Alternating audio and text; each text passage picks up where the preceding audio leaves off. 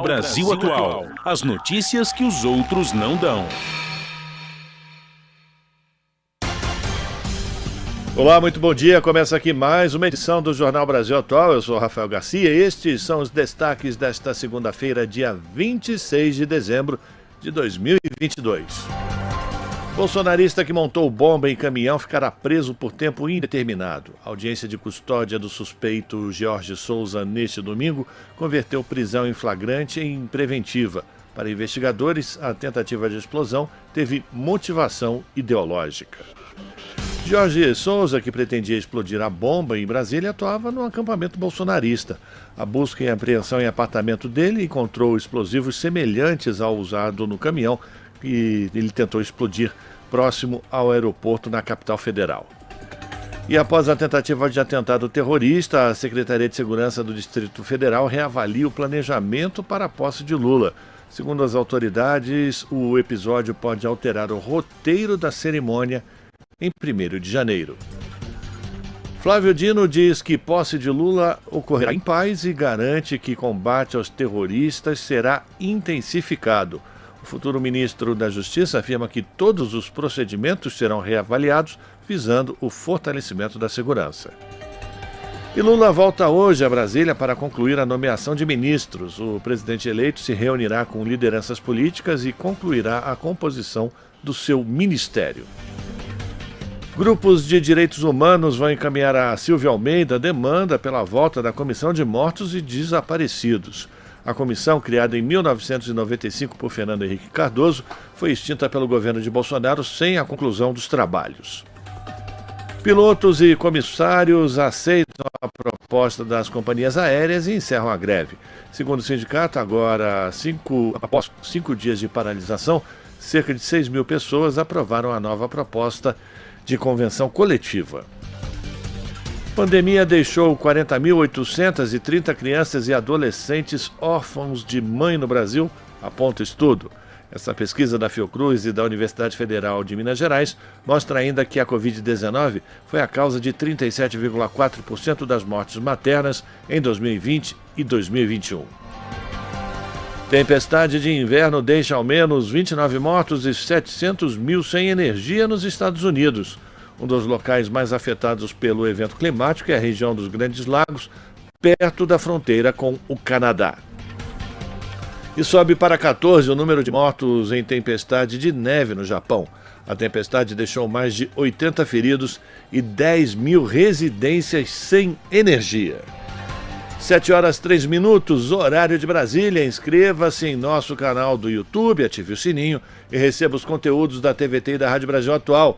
Lembrando que temos também o Cortes/TVT, um canal no YouTube onde você pode acompanhar os principais destaques do Jornal Brasil Atual e também da nossa programação. Colabore e seja membro dos nossos canais. Fortaleça o projeto pelo catarse.me/TVT para levarmos a TVT por streaming para todo o Brasil. Você está ouvindo Jornal Brasil Atual. As notícias que os outros não dão. Agora são 7h04.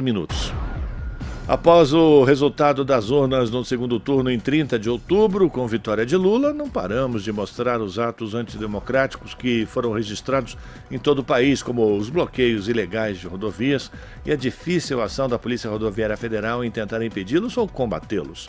Só que a maioria dos brasileiros, inclusive quem votou em Bolsonaro, é contra as manifestações golpistas, segundo uma pesquisa do Datafolha. Acompanhe na reportagem de Jô Miyagi.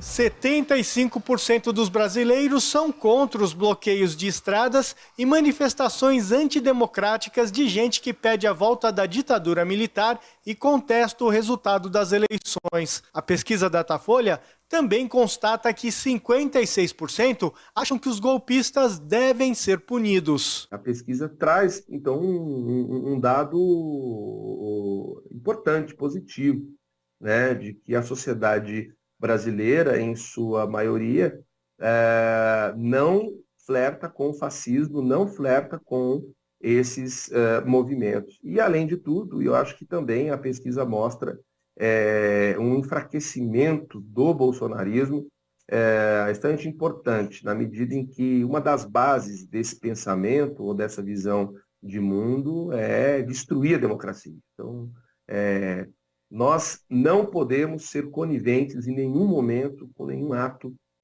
que seja antidemocrático. E a sociedade brasileira, ao que parece, de fato, não quer ser conivente com isso. Em consenso com o desejo do brasileiro de frear os atos antidemocráticos, Alexandre de Moraes, ministro do Supremo Tribunal Federal e presidente do Tribunal Superior Eleitoral, tem se empenhado em mandar investigar e punir golpistas e financiadores dos protestos. Eu penso que o que tem sido a atuação do TSE sob a liderança do Alexandre de Moraes e do STF como um todo, tem sido de salvaguardar a democracia, de salvaguardar a Constituição, ainda que sejam ações duras, né?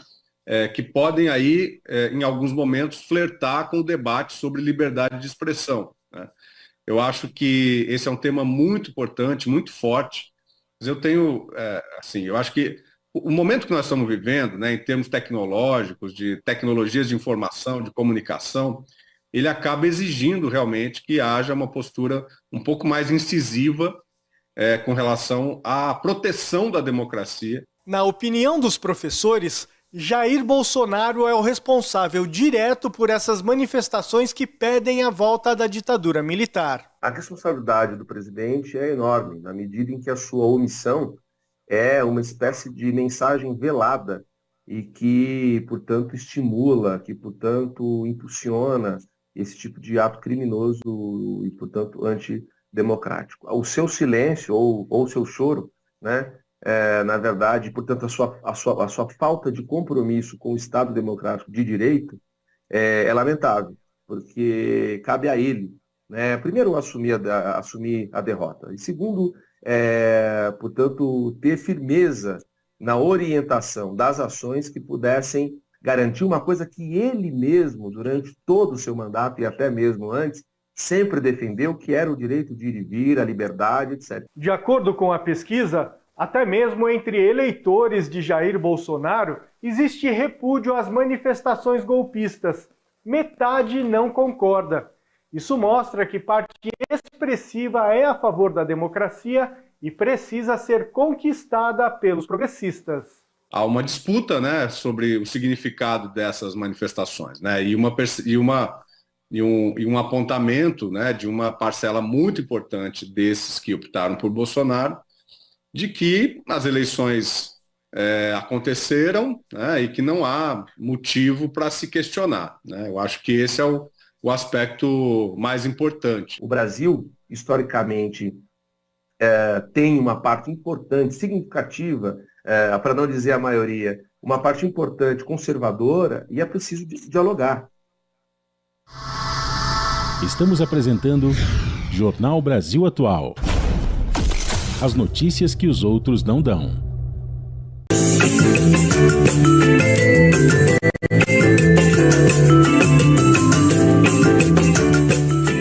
Você quer que a TVT e a Rádio Brasil Atual sejam mais fortes?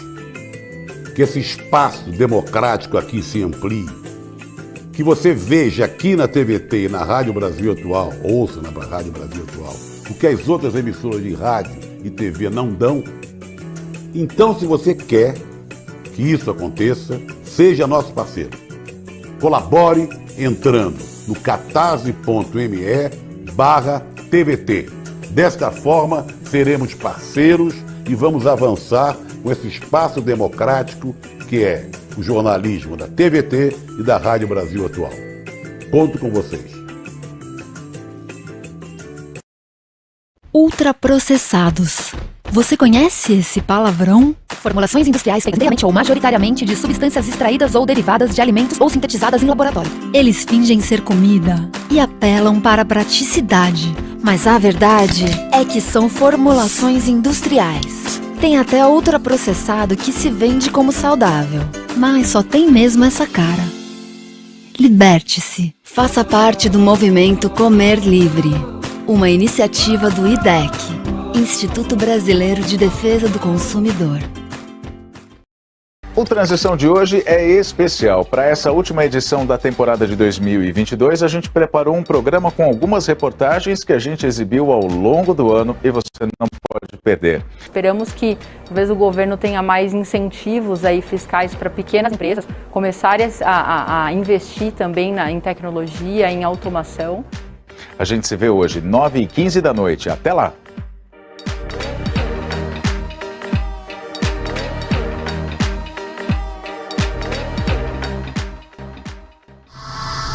Voltamos a apresentar Jornal Brasil Atual. As notícias que os outros não dão. Jornal Brasil Atual. As notícias que os outros não dão. São 7h15. Custo de vida, emprego e desemprego, cesta básica, tarifas públicas, salário mínimo. Agora, na Brasil Atual, análise do DIEESE. E o nosso contato é com Fausto Augusto Júnior, diretor técnico do DIEESE. Bem-vindo, Fausto, mais uma vez aqui ao Jornal Brasil Atual. Tudo bem com você? Bom dia, Rafael. Bom dia a todos.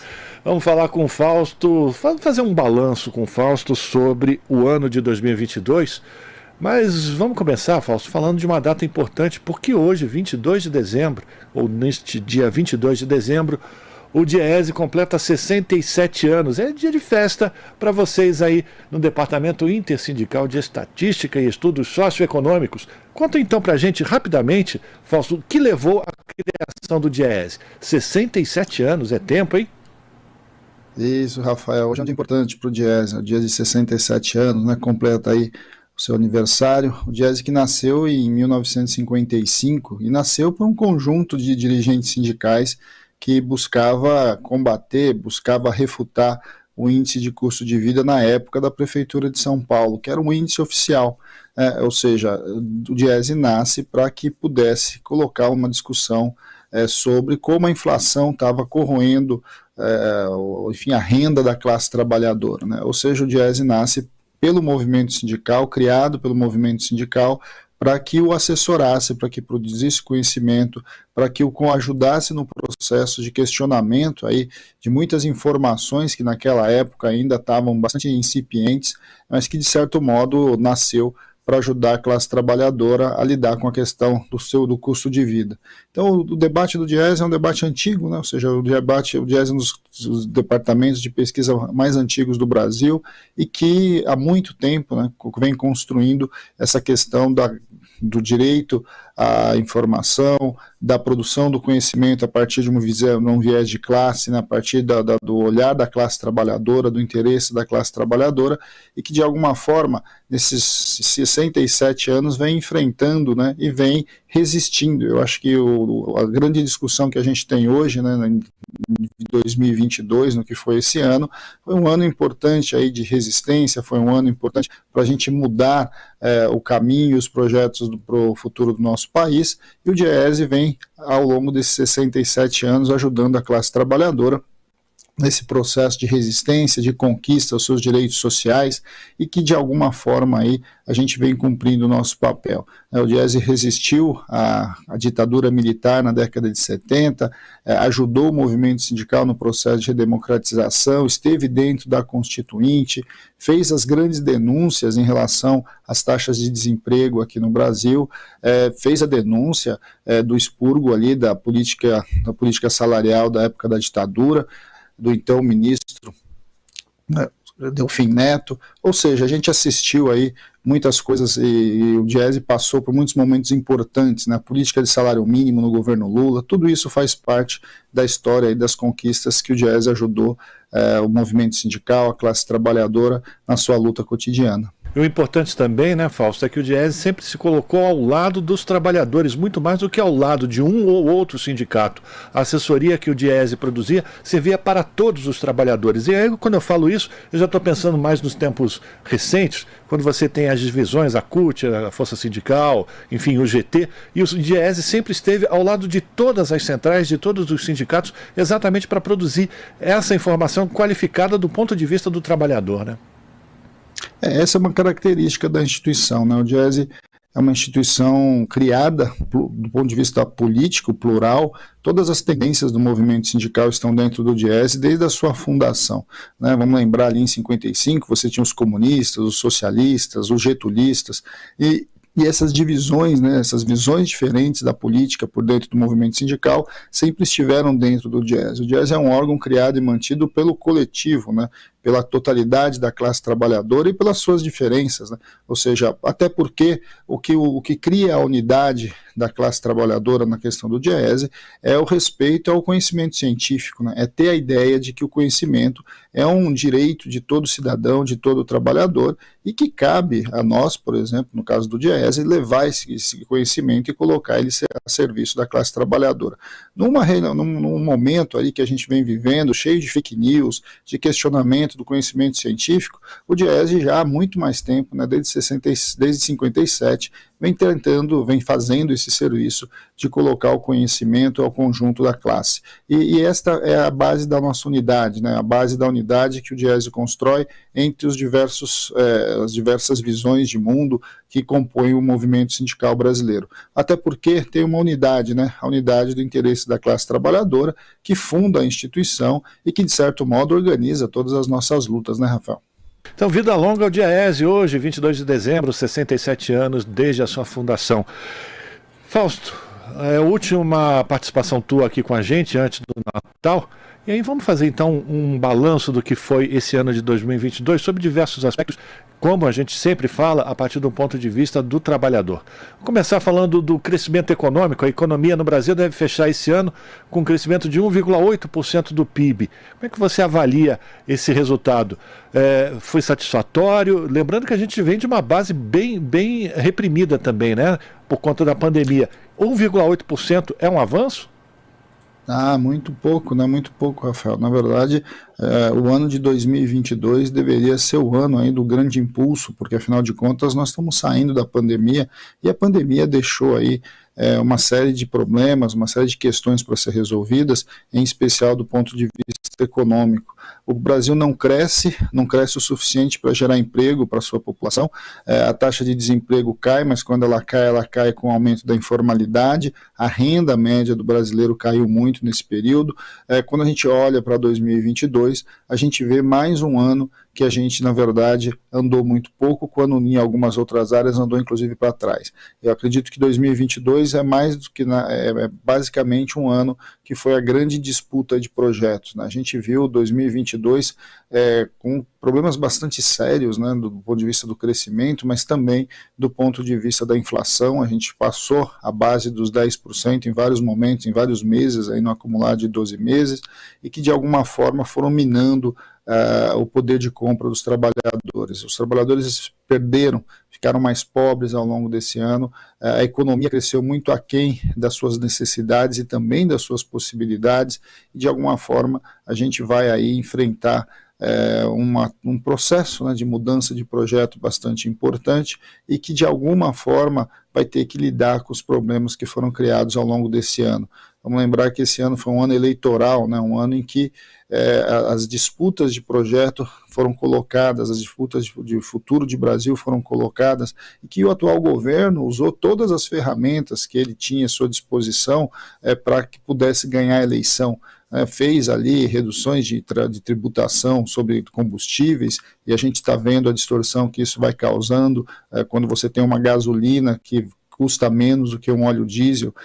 Você viu a retirada de recursos aí de saúde e educação, um orçamento todo complicado, né, faltando recursos para tudo no orçamento do ano que vem. Ou seja, a gente vai vendo e a gente ainda vai sentir ao longo, pelo menos, dos primeiros meses de 2023, o que foi o impacto aí dessas ações pouco estruturadas e, na verdade, bastante irresponsáveis do atual governo.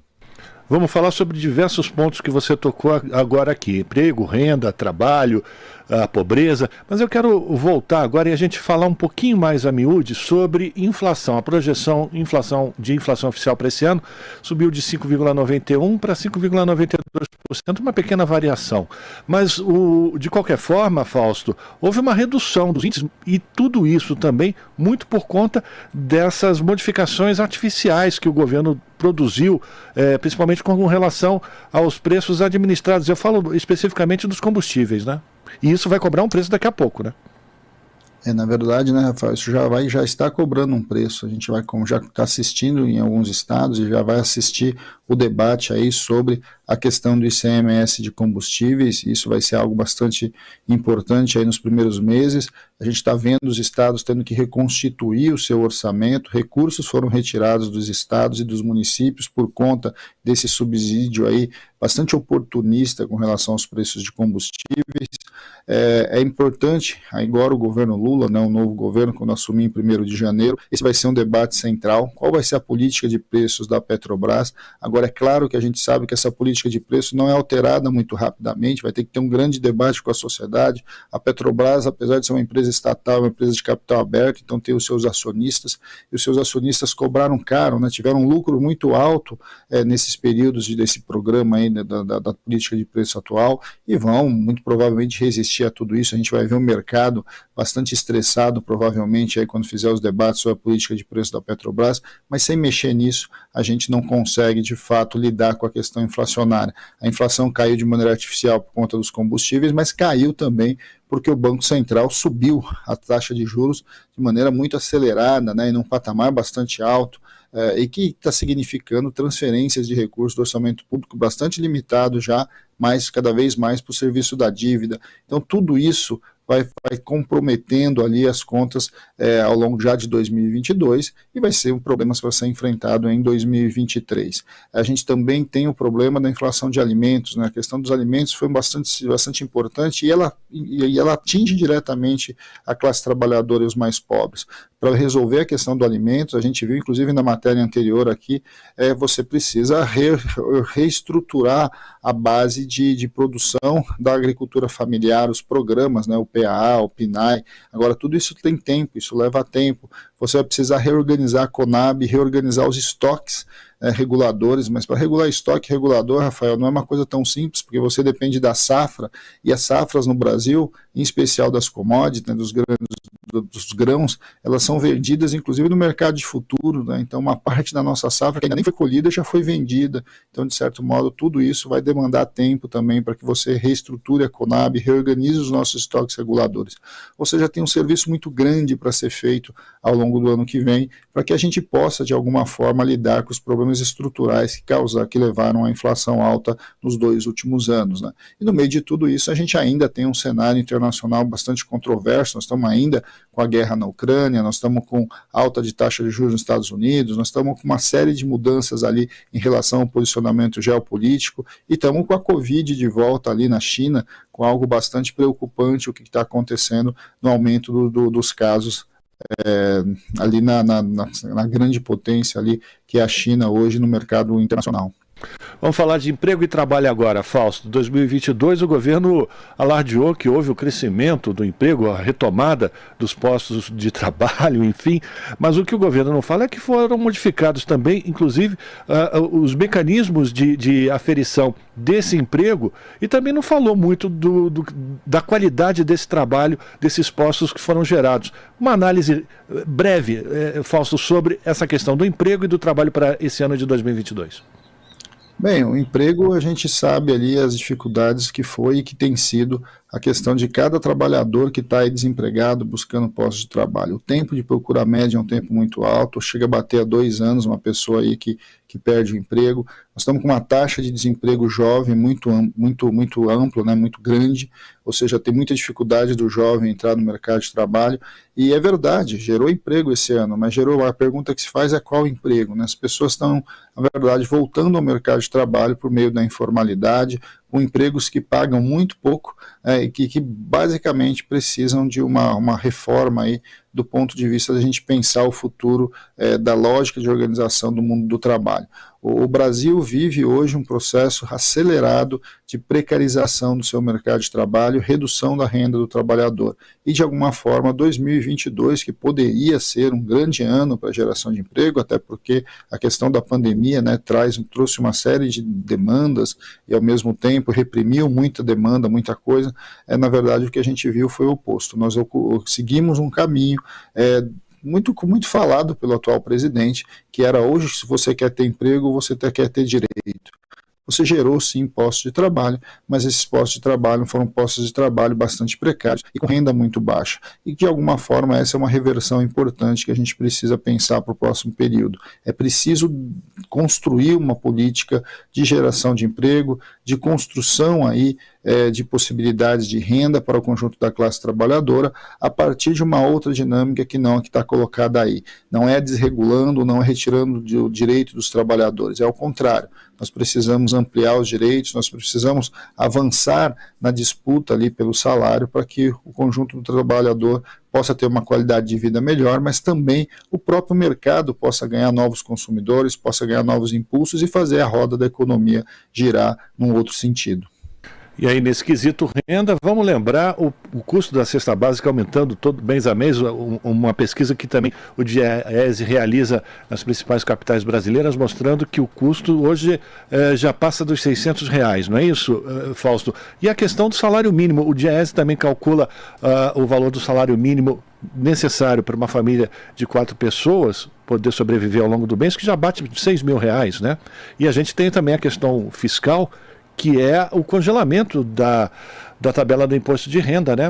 Da atualização da tabela do imposto de renda. Como você avalia essas duas questões? Bem, aí nós temos várias questões, né, Rafael? A questão da cesta básica é algo fundamental porque ela está na essência da segurança alimentar do conjunto dos trabalhadores. Você garantir o mínimo, né? Você garantir o mínimo de renda para que as pessoas possam ter o alimento na sua mesa. É disso que a gente fala sobre a cesta básica. E a cesta básica, o aumento do preço da cesta básica, vai mostrando como os trabalhadores vão perdendo renda e vão perdendo, inclusive, capacidade de consumir o básico, consumir o essencial. A disputa do salário mínimo, para nós, é uma grande disputa. A gente viu aí o anúncio da MP aí que definiu o novo valor do salário mínimo para o ano que vem, muito aquém da necessidade das pessoas, mas abre um debate importante para o próximo período, que é o debate de uma política permanente de valorização do salário mínimo, que eleve o valor do patamar mínimo de renda do brasileiro para além da própria inflação. Vamos lembrar que reajuste pela inflação não mais do que repõe as perdas do conjunto do trabalhador. Buscar o salário mínimo necessário do DIEESE é uma meta de longo prazo, mas que ela pode e deve ser buscada a partir de uma política que ano a ano você vai aumentando e ampliando aí o salário mínimo aqui dentro do Brasil. É um instrumento fundamental de distribuição de renda e que leva renda para o trabalhador, mas leva renda também para as periferias, para o interior do Brasil e que de alguma forma reativa as economias nas regiões mais pobres. Então a questão do salário mínimo é bastante importante. Nós temos aí vários desafios para o próximo ano e de alguma forma esta questão, né, de um lado a inflação de alimentos, de outro a valorização do salário mínimo são fundamentais para que a gente possa construir para frente um Brasil mais justo, um Brasil que de alguma forma lide com as suas desigualdades. E aí entra no último tema, né, que você colocou, que é a questão da reforma tributária. É fundamental que os mais ricos passem a pagar imposto e os mais pobres paguem menos imposto. Mudar essa lógica, mudar o que nós chamamos de progressividade na questão tributária é fundamental.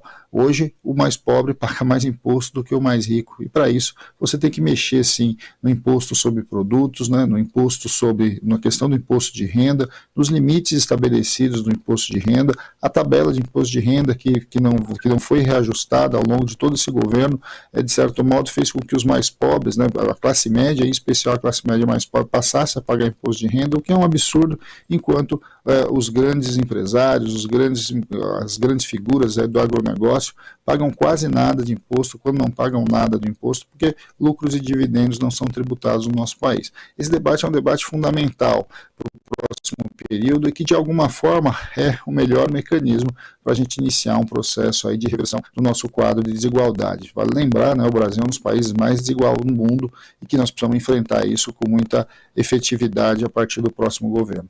futuro ministro da Fazenda, Fernando Haddad, falou ontem, inclusive, anunciou que o novo arcabouço fiscal será crível, consistente e viável de ser cumprido.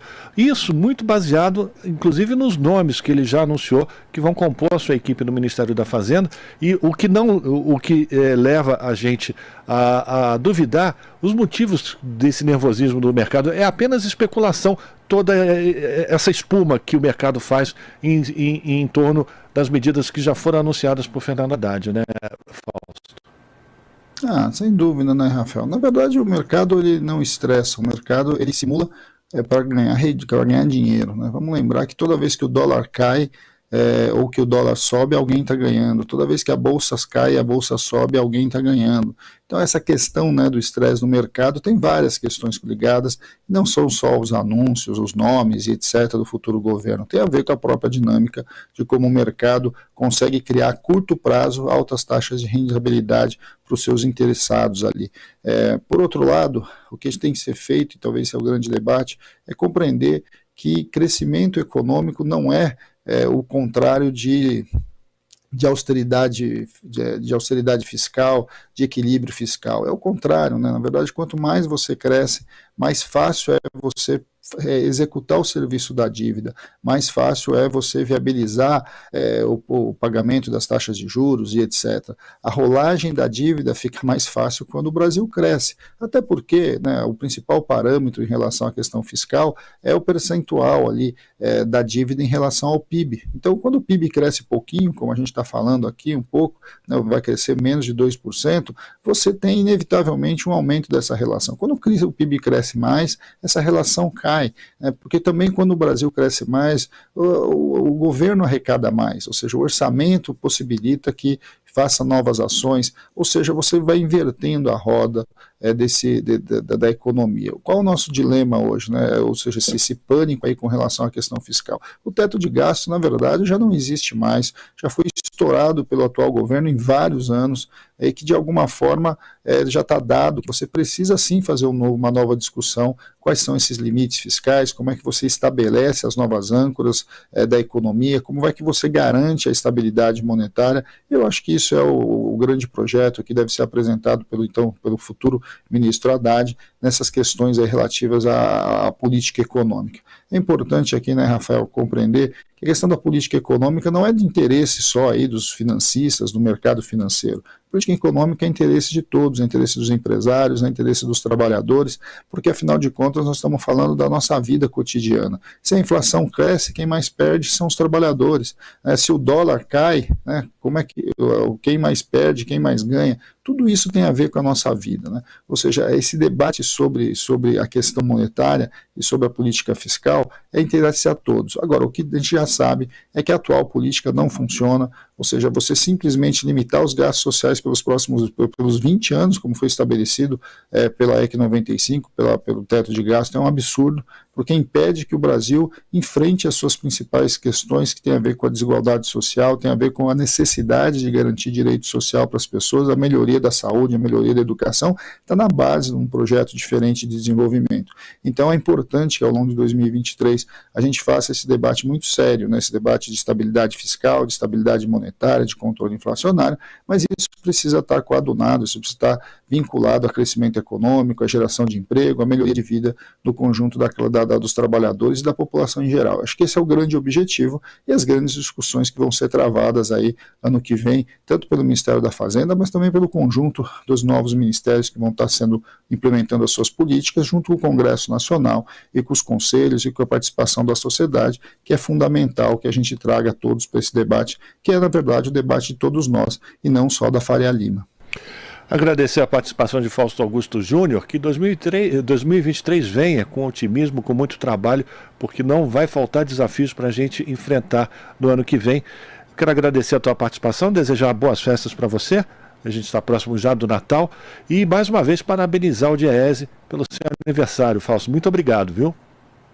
Eu que agradeço, Rafael. Desejo a todos um Feliz Natal e certamente 2023 será um ano bom, um ano melhor do que 2022, mas um ano de reconstrução, né? Um ano que a gente vai construir aí o futuro do nosso país. Então, bom 23 para todos nós, um Feliz Natal aí para todos e que a gente possa se reencontrar em breve para conversar um pouquinho mais aqui com todos que nos ouvem e com vocês aí da rádio.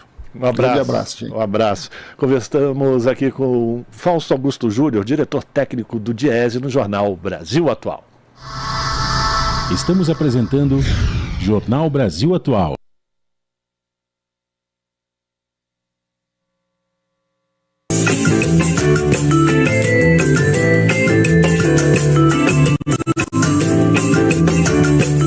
Estou aqui na TVT participando de um debate e eu fiquei muito encantada com essa experiência. Eu tenho certeza que você, acompanhando a programação da TVT, deve saber da importância desse trabalho, para a gente saber as coisas que estão acontecendo aí nesse país, o que cabe a cada um fazer, mas só que essa experiência exige recursos. E isso pertence a um sindicato, e o sindicato hoje em dia não tem mais o imposto sindical, está passando por uma situação dificílima para manter os seus programas, seus trabalhos, suas atividades.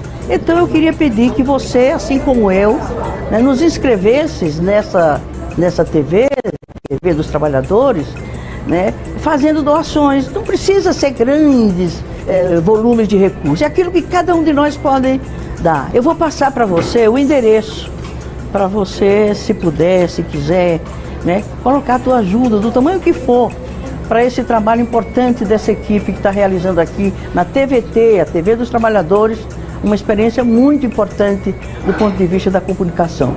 É catarse.me/TVT.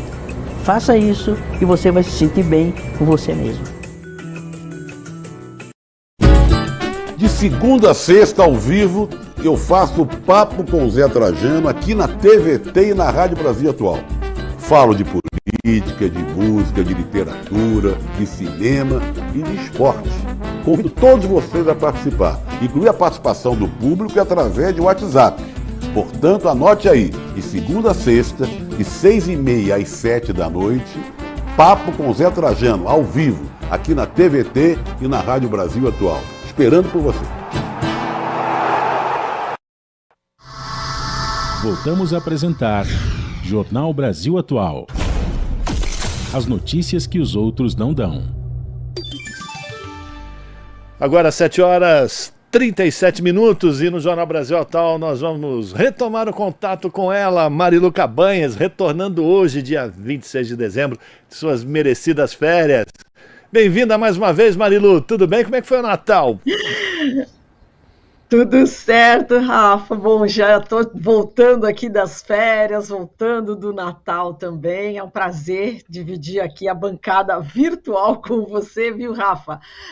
Enfim, a gente tem um prazer enorme de trabalhar contigo. Eu te conheço há tantos anos, já dividimos a bancada do Jornal Brasil Atual logo quando iniciou. Depois veio o Glauco Faria, agora o Glauco sai, vai para o Brasil de fato, e agora novamente a gente se encontra agora de forma virtual, Rafa? É sempre um prazer trabalhar contigo, viu? Foi tudo bem, tudo certo, descansada agora, Enfim, e depois das férias, desse feriado também de Natal, e vamos aqui com toda a energia, continuar aqui na apresentação do Jornal Brasil Atual. Rafa, tudo certo contigo também?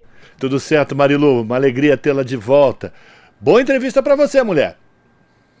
Obrigada, vamos lá. E a gente vai falar agora, Rafa, sobre a aprovação do orçamento do Estado de São Paulo, o maior orçamento estadual do país em 2023, no primeiro ano de governo do Tarcísio de Freitas. A gente vai falar sobre esse assunto com Paulo Fiorilo, deputado estadual do PT, suplente da Comissão de Finanças da Assembleia Legislativa de São Paulo. Olá, Paulo Fiorilo, bom dia, seja muito bem-vindo.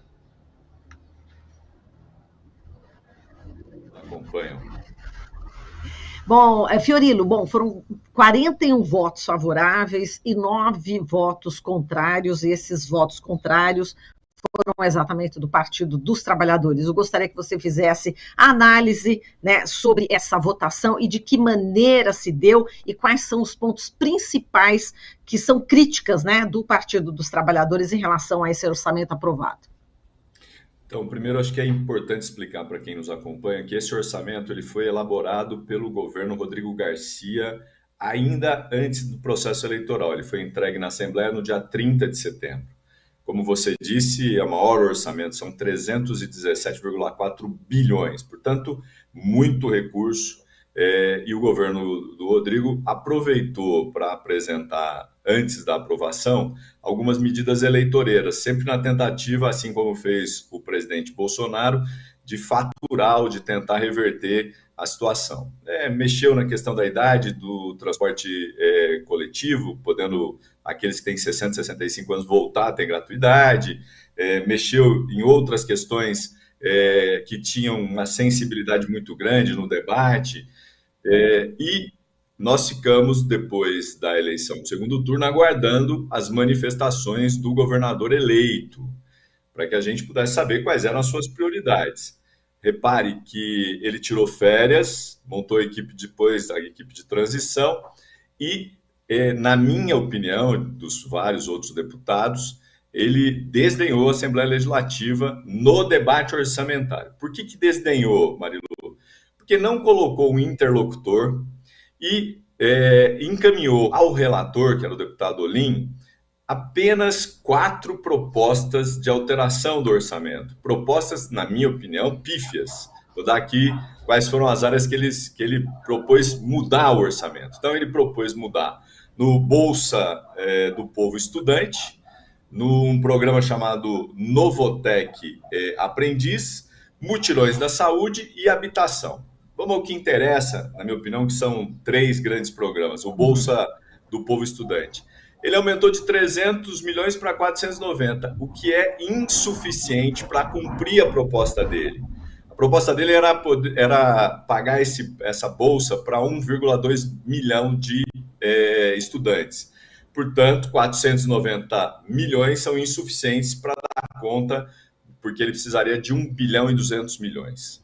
Depois, ele mexeu na questão da habitação, apresentou 2 propostas para habitação. E em cada uma dessas propostas, ele colocou R$10. R$10, eu não estou enganado, R$10. Para poder garantir 2 programas na habitação. Agora, o que chama atenção?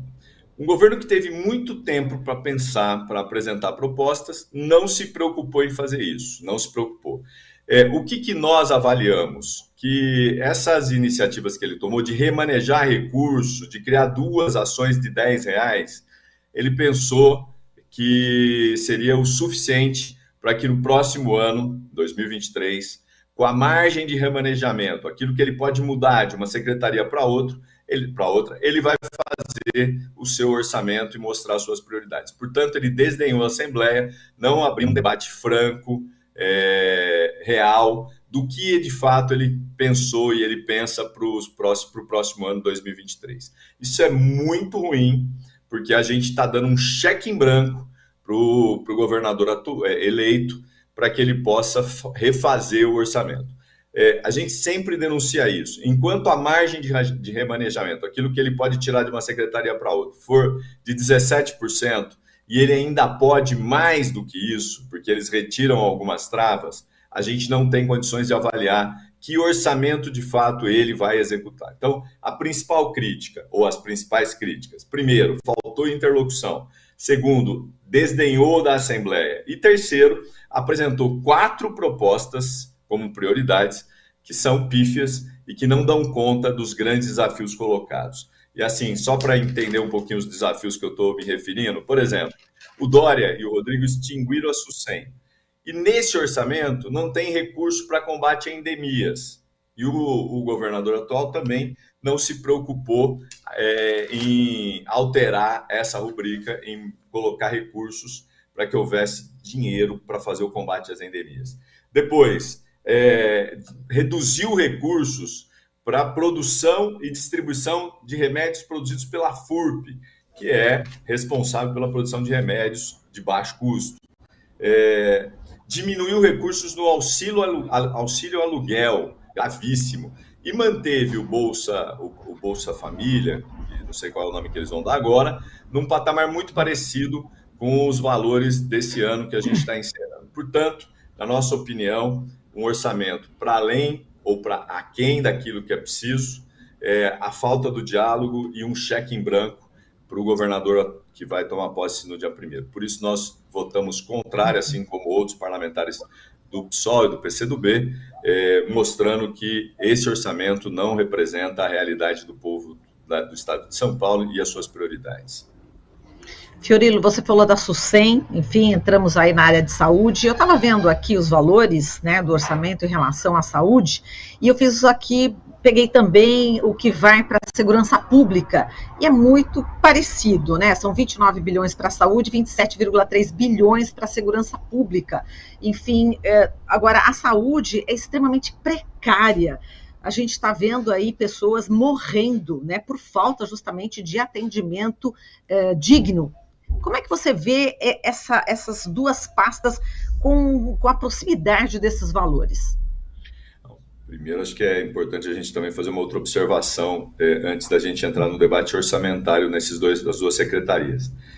Repare que a gente vai ter, Marilu, na Secretaria de Segurança, um bolsonarista raiz, né? A história do bolsonarismo raiz, que é o DEIT.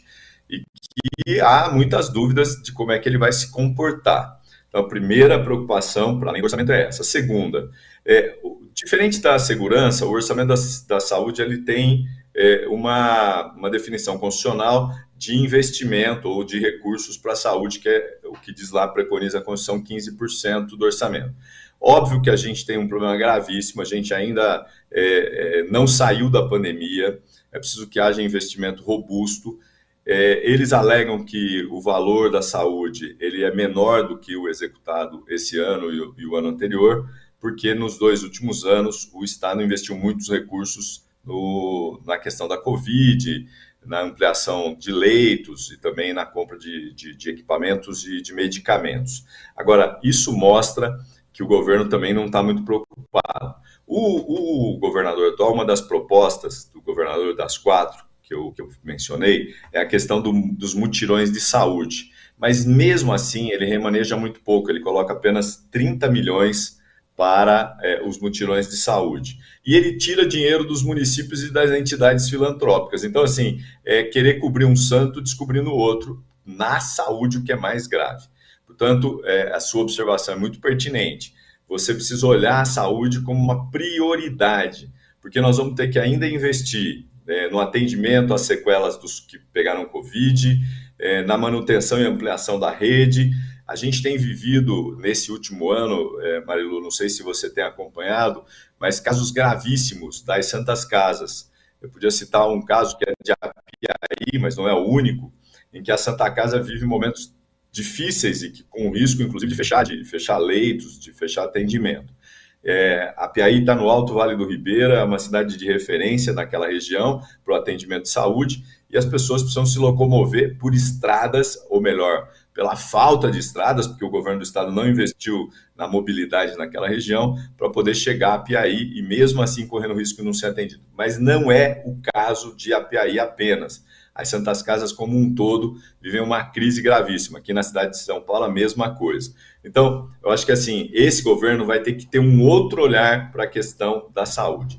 E na questão da segurança, acho que um debate, que também está para além do orçamento, é qual vai ser a postura dele com relação às câmaras dos policiais, que isso preocupa, até porque já se constatou a eficiência desse mecanismo, e é inadmissível que, numa canetada, o governador queira retirar uma ação que, de certa forma, minimizou a violência policial ou diminuiu muito em função desse instrumento importante, inclusive para o policial, para a sua proteção, e que o governador já indicou que pode retirar. Exato, e o PT também indicou entre as críticas, né, Fiorilo, a isenção fiscal a grandes grupos econômicos, né? Esse é um outro ponto, né? Então, esse é um tema, Marilu, que eu acompanho desde o início, no primeiro ano do mandato, quando fui para a Comissão de Finanças e Orçamento, eu e o deputado Barba, nós entramos com uma ação na Justiça pedindo que o governo informasse quais são as empresas beneficiadas pelas isenções fiscais. Assim, é uma coisa impressionante, eles tratam isso como segredo de Estado, como se ninguém pudesse ter acesso às informações. Nós aprovamos uma CPI para poder investigar. O governo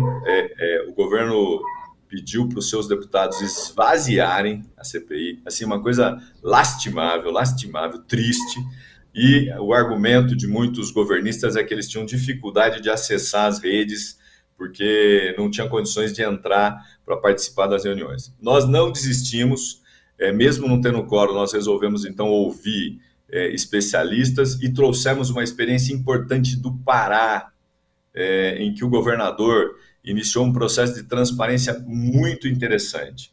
Eu vou dar um exemplo aqui.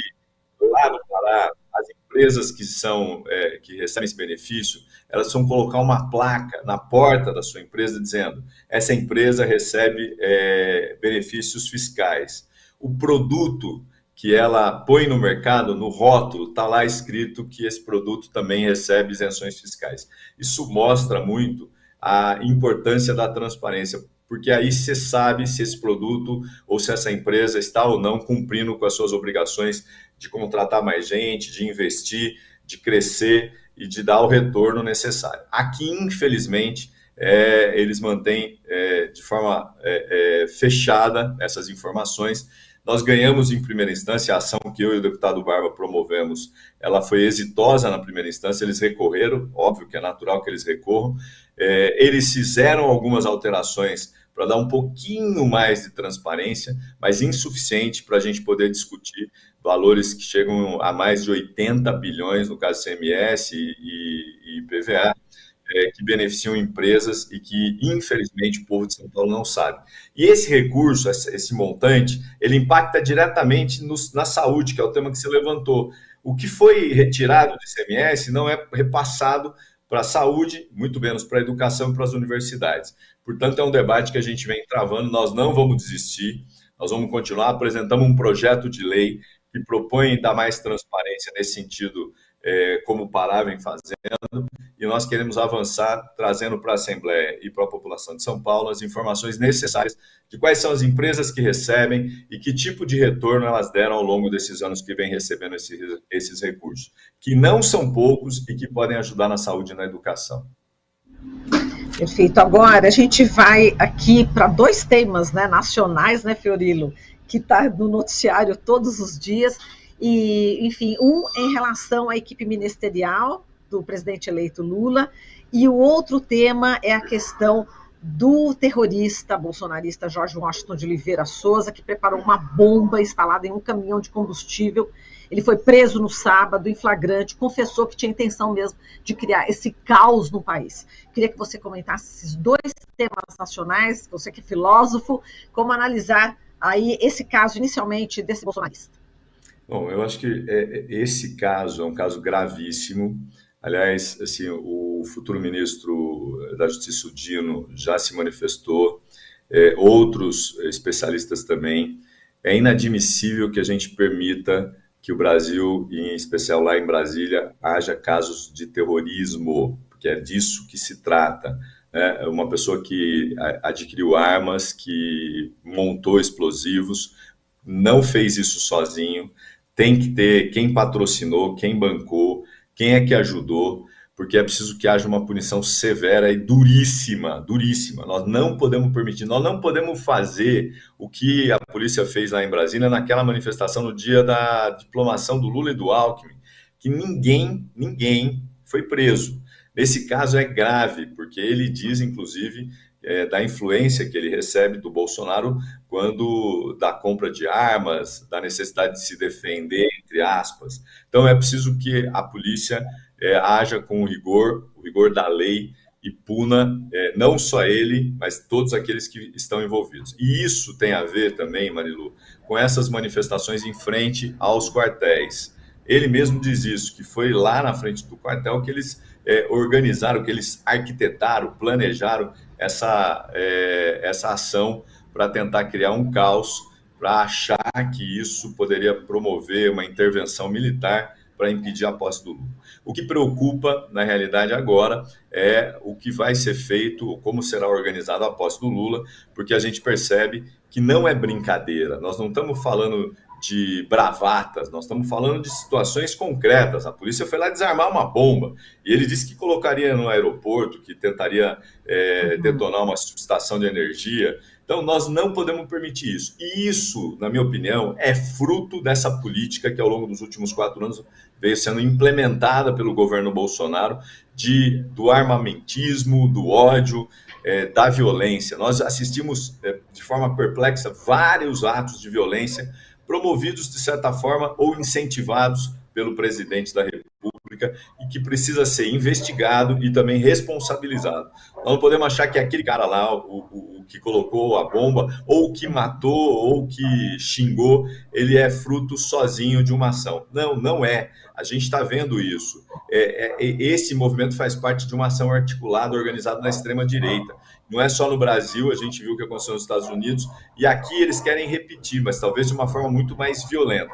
Por isso é preciso que haja uma preocupação grande com a posse do Lula e principalmente com a repressão a esse tipo de situação, repressão no sentido de apurar, punir, prender, para que não se repita e para que a gente não tenha situações dessa ocorrendo nos próximos dias ou na posse do presidente da República. Eu sei que o ministro Dino já se manifestou também nesse sentido, eles vão fazer uma reunião para rediscutir ou reorganizar um pouco a posse, porque não é uma situação fácil e nós não podemos achar que isso é normal. Não é, como não foram normais todos os atos de violência que a gente viu ao longo desses últimos 4 anos, e em especial no processo eleitoral, de forma muito triste. Então, portanto, na minha opinião, não é um caso isolado e é preciso ser apurado com o rigor da lei.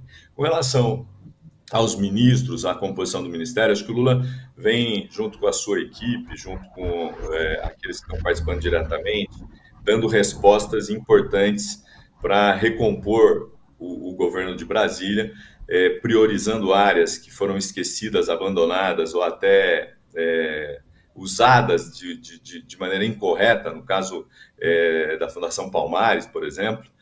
Mas, assim, eu acho que a demonstração e a capacidade do Lula, ela é reconhecida não só pelos petistas, não só por aqueles que votaram no Lula, mas até por aqueles que não votaram no Lula e reconhecem hoje a importância que tem o Lula na montagem do seu governo, na composição dos seus ministérios. Acho que decisões acertadas. Ainda temos mais ministérios que devem ser anunciados hoje. É preciso avançar nesse processo para compor os ministérios que ainda faltam, pensando nas áreas e pensando nas pessoas que podem, de fato, agregar para o governo. Acho que o governo Lula tem um grande desafio. Assim, eu estava ouvindo a entrevista do Fausto, essa questão do emprego, a questão de recompor a renda das pessoas, de discutir tabela de imposto de renda, mas não só isso.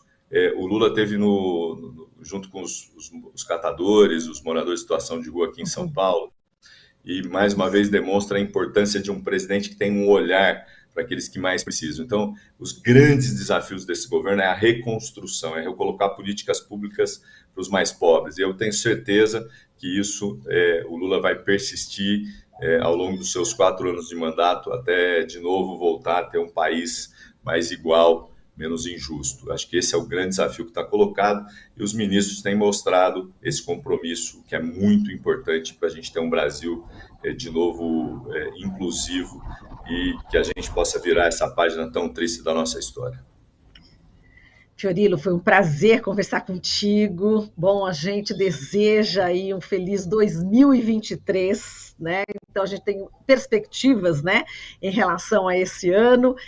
Só para encerrar, né, a sua expectativa, temos 30 segundinhos, Fiorilo, a expectativa para 23, aqui no estado de São Paulo, né, com Tarcísio de Freitas, e no cenário nacional com o presidente eleito Lula. Bom, aqui em São Paulo a gente vai manter uma oposição vigilante, principalmente nas questões que são as mais importantes para o PT, habitação, saúde, educação, transporte. A gente precisa ver o que esse governo vai, de fato, apresentar, porque não se preocupou com transição, não se preocupou com diálogo e tal. Então nós vamos ter que acompanhar muito de perto.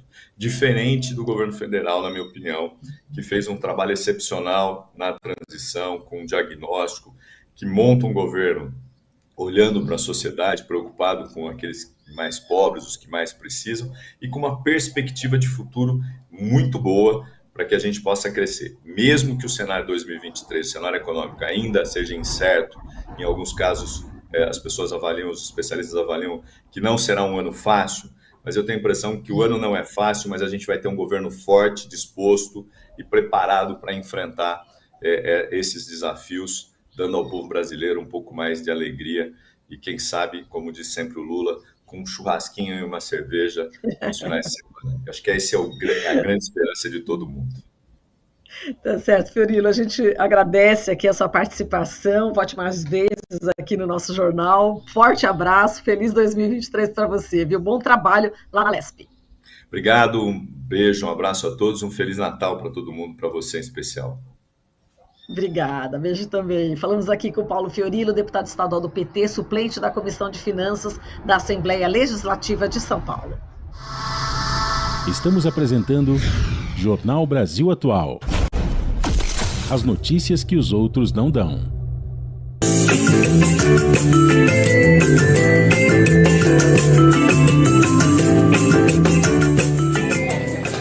Queridas amigas, queridos amigos, eu quero muito recomendar a vocês que deem uma contribuição para a TVT, para que ela possa continuar a divulgar as boas ideias, debates, projeções e tudo que é tão importante para a construção de um Brasil justo, solidário e fraterno. Contribuições para a TVT serão muito bem-vindas. Um abraço, um beijão a todos. Eu acho que a gente se humaniza o tempo todo na relação com o outro, nas nossas dores, no nosso silenciamento, e a literatura é quase como um efeito disso. A noite não adormecerá jamais nos olhos das fêmeas, pois do nosso sangue mulher, de nosso líquido lembra disso. E cada gota que jorra, um fio invisível e tônico, pacientemente cose a rede de nossa milenar existência.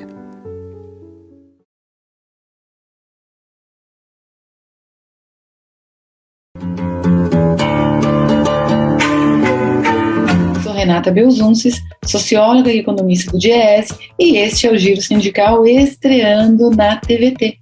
Você vai encontrar aqui com a gente um conteúdo que mexe com a vida dos trabalhadores e de toda a sociedade.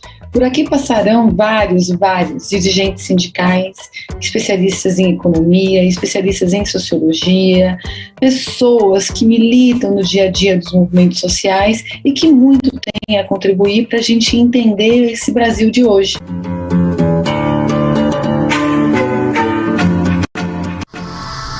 Voltamos a apresentar Jornal Brasil Atual. As notícias que os outros não dão.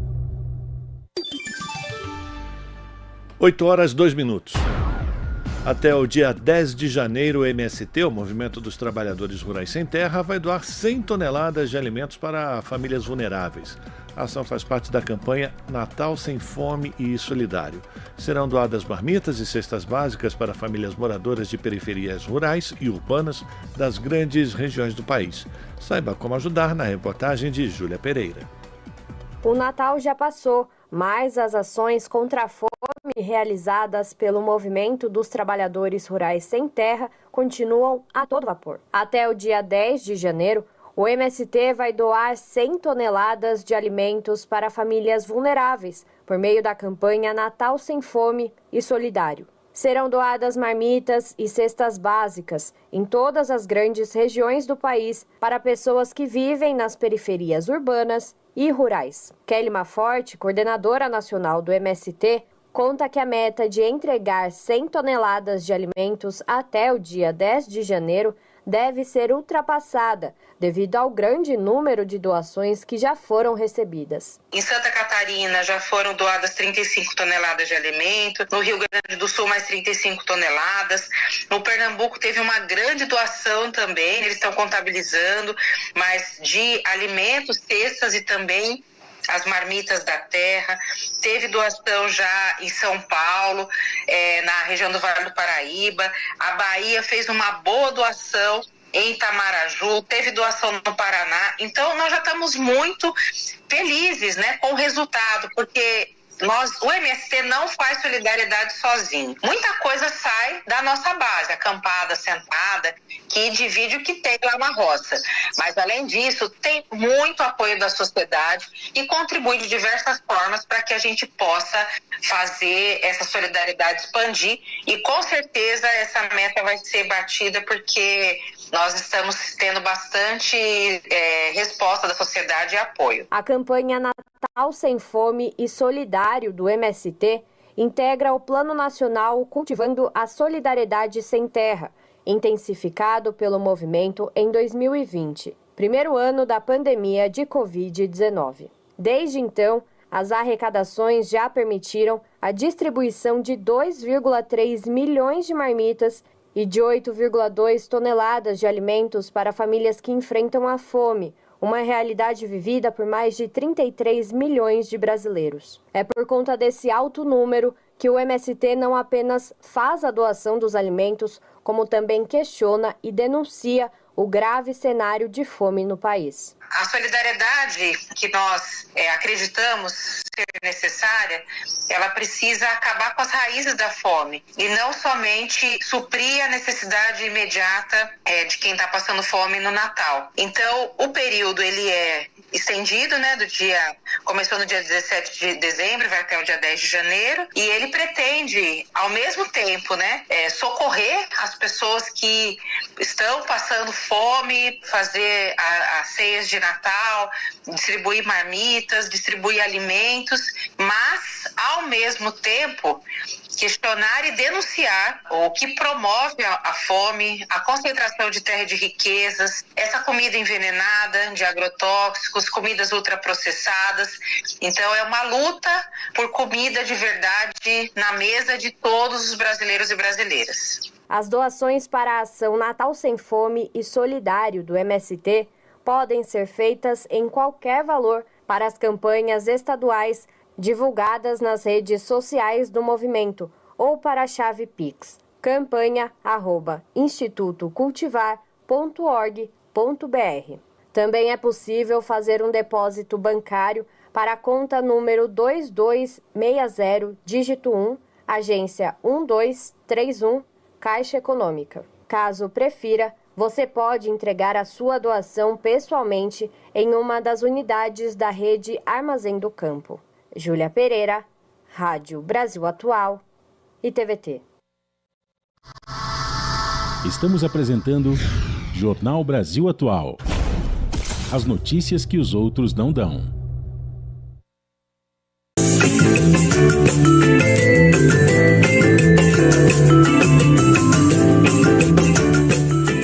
Queria pedir para todos vocês contribuírem com a TVT. Ela não é só uma emissora fundamental para a democracia, mas também um acervo que guarda um patrimônio histórico nacional importantíssimo, que eu usei no nosso filme, na pesquisa de imagens de arquivo dos anos 70 e 80.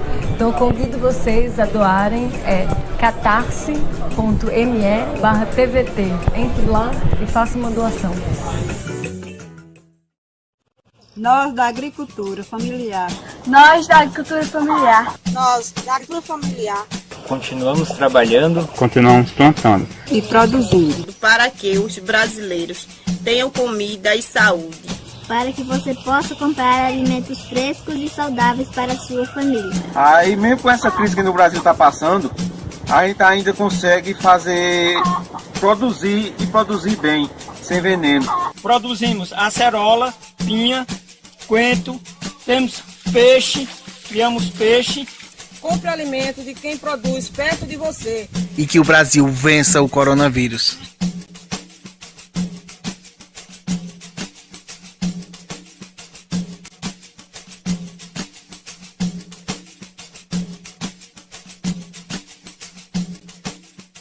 O Transição de hoje é especial. Para essa última edição da temporada de 2022, a gente preparou um programa com algumas reportagens que a gente exibiu ao longo do ano e você não pode perder. Esperamos que, talvez, o governo tenha mais incentivos aí fiscais para pequenas empresas começarem a investir também em tecnologia, em automação.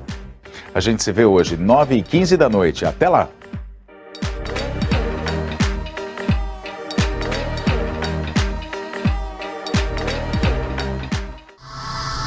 Voltamos a apresentar Jornal Brasil Atual. As notícias que os outros não dão. 8h09. Os problemas centrais da transformação da economia social no Brasil e a reorientação da economia em função do bem-estar das famílias. São temas tratados em um livro reeditado pelo Senac e comentado por um dos autores, o economista Ladislau Dauber.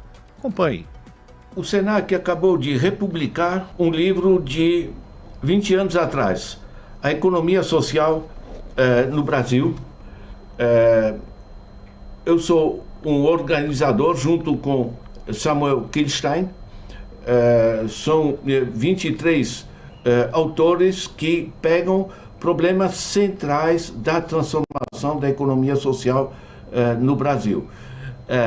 O Senac decidiu republicar porque constatou que, primeiro, a situação não melhorou significativamente, inclusive temos os dramas da fome e os dramas do desemprego que se agravaram, enfim, certo? Mas também porque grande parte dos textos constituem metodologias de trabalho, de como analisar os dramas sociais no Brasil. E, nesse sentido, isso continua extremamente atual, né? Eu reli meu capítulo, que é longo, que pega essa dinâmica das transformações no Brasil. Ele continua perfeitamente atual, né? Certo? Algumas dimensões apenas mudaram, mas o essencial é metodologia. E a mensagem central de que se trata não de dizer ou o PIB, ou os juros, isso, aquilo, enfim, mas se trata de avaliar os impactos disso. De certa maneira, se trata de reorientar a economia em função do bem-estar social das famílias, né? Quer dizer, vocês têm o meu texto de Gestão Social e Transformação da Sociedade, ajuda muito, tá? Tem distribuição de renda no Brasil, do Rodolfo Hoffmann. Temos aqui toda a parte geral, portanto, sobre como encarar essa relação entre economia e os nossos problemas sociais reais, não é? E depois o detalhe disso. Pegamos domicílios, famílias e segurança pública, elementos essenciais do nosso bem-estar, não é? Pegamos educação e saúde pública, são dois eixos fundamentais e centrais para o futuro do país, não é? Quer dizer, onde funcionam, eu tenho repetido isso, né? Saúde e educação são públicos, gratuitos, universais, que são o que é muito mais eficiente do que transformar saúde em negócio ou transformar a educação em negócio, que é o escândalo, tá? Nós temos análise espacial e saúde pública, como se distribui no território, com a Helena Sobral, né? E na parte final a gente trabalha emprego e seguridade social, tá?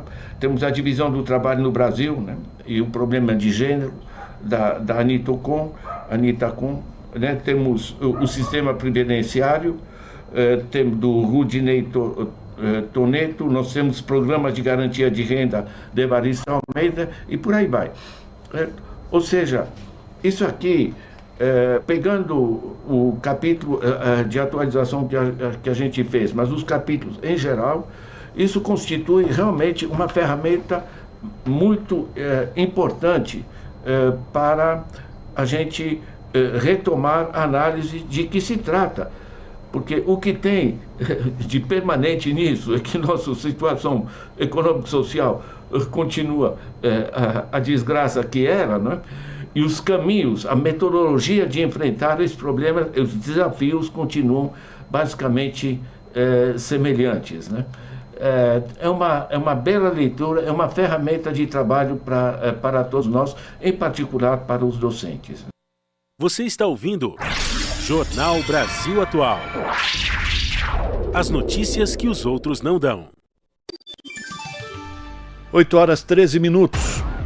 Trabalhadores dos Correios e Telégrafos do Distrito Federal entraram em estado de greve nesta semana devido a modificações no sistema de entregas e mudanças nos locais de trabalho dos carteiros. Essa situação revela um cenário preocupante porque os Correios têm sofrido um desmonte, prejudicando a prestação de serviços à população. A reportagem é de Daiane Ponte. A direção dos Correios implantou uma série de medidas para reduzir custos que prejudicou o dia a dia dos trabalhadores. O sistema de distritamento SD, que amplia a área de atuação dos carteiros, tem gerado sobrecarga de trabalho e atraso nas entregas. O acúmulo de objeto é tão grande que ele não consegue ir naquela outra localidade ou não consegue percorrer todo o seu distrito. Então, vai acumulando. E qual é a realidade hoje? Hoje é que na área aqui do Distrito Federal, o carteiro consegue ir uma vez por semana, quando é de correspondência, e no entorno é a cada 15 dias. Então, por isso, muitas reclamações. A partir de 2020, nós tivemos um problema muito grande, que foi o desmonte ter afetado diretamente a nossa qualidade, com o fechamento de agências, né, pontos estratégicos que o Correio tinha de atendimento à população, não só para postagem de encomenda e carta, mas também para obtenção de documentos, né, garantindo, sobretudo, cidadania, e também várias unidades de distribuição foram fechadas. Nos últimos anos, agências foram fechadas, trabalhadores desligados ou afastados e nenhuma reposição. Com isso, a gestão tem pressionado trabalhadores que atuam há muitos anos numa região a pedir transferência. Isso é resultado de um desmonte promovido pelo governo Bolsonaro, que abre caminho para privatizar os Correios. Já chegamos a ser quase 130 mil trabalhadores e hoje nós estamos aí em torno de 87 mil trabalhadores. Foram vários planos de demissão voluntárias, né, incentivadas, que saiu muita gente, esse pessoal não foi reposto. É uma política que foi desenhada por esse governo de sucateamento e má prestação de serviço para levar a uma opinião de que a privatização seria o remédio. O caso no Sintex DF, né, com os trabalhadores do Distrito Federal de Correios, não é um caso isolado, vem acontecendo em todo o Brasil, mudanças estruturais, com transferência de massa, de trabalhadores sem a anuência dos trabalhadores, e após uma política muito intensa de desmonte e sucateamento da nossa empresa. Após a diretoria dos Correios recuar em relação às transferências, os trabalhadores decidiram suspender a greve que deveria ser iniciada hoje.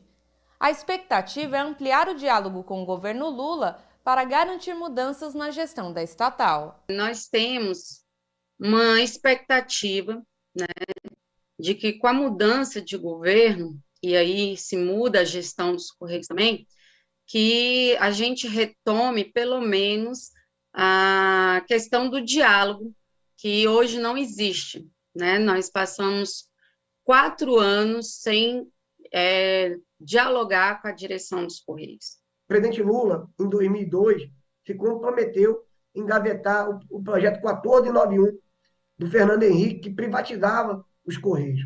Nós fizemos uma luta muito dura nos anos 2000 para não ser privatizado. Quando o Lula ganhou, ele foi lá e retirou, que era também um projeto de iniciativa do Executivo, retirou e arquivou.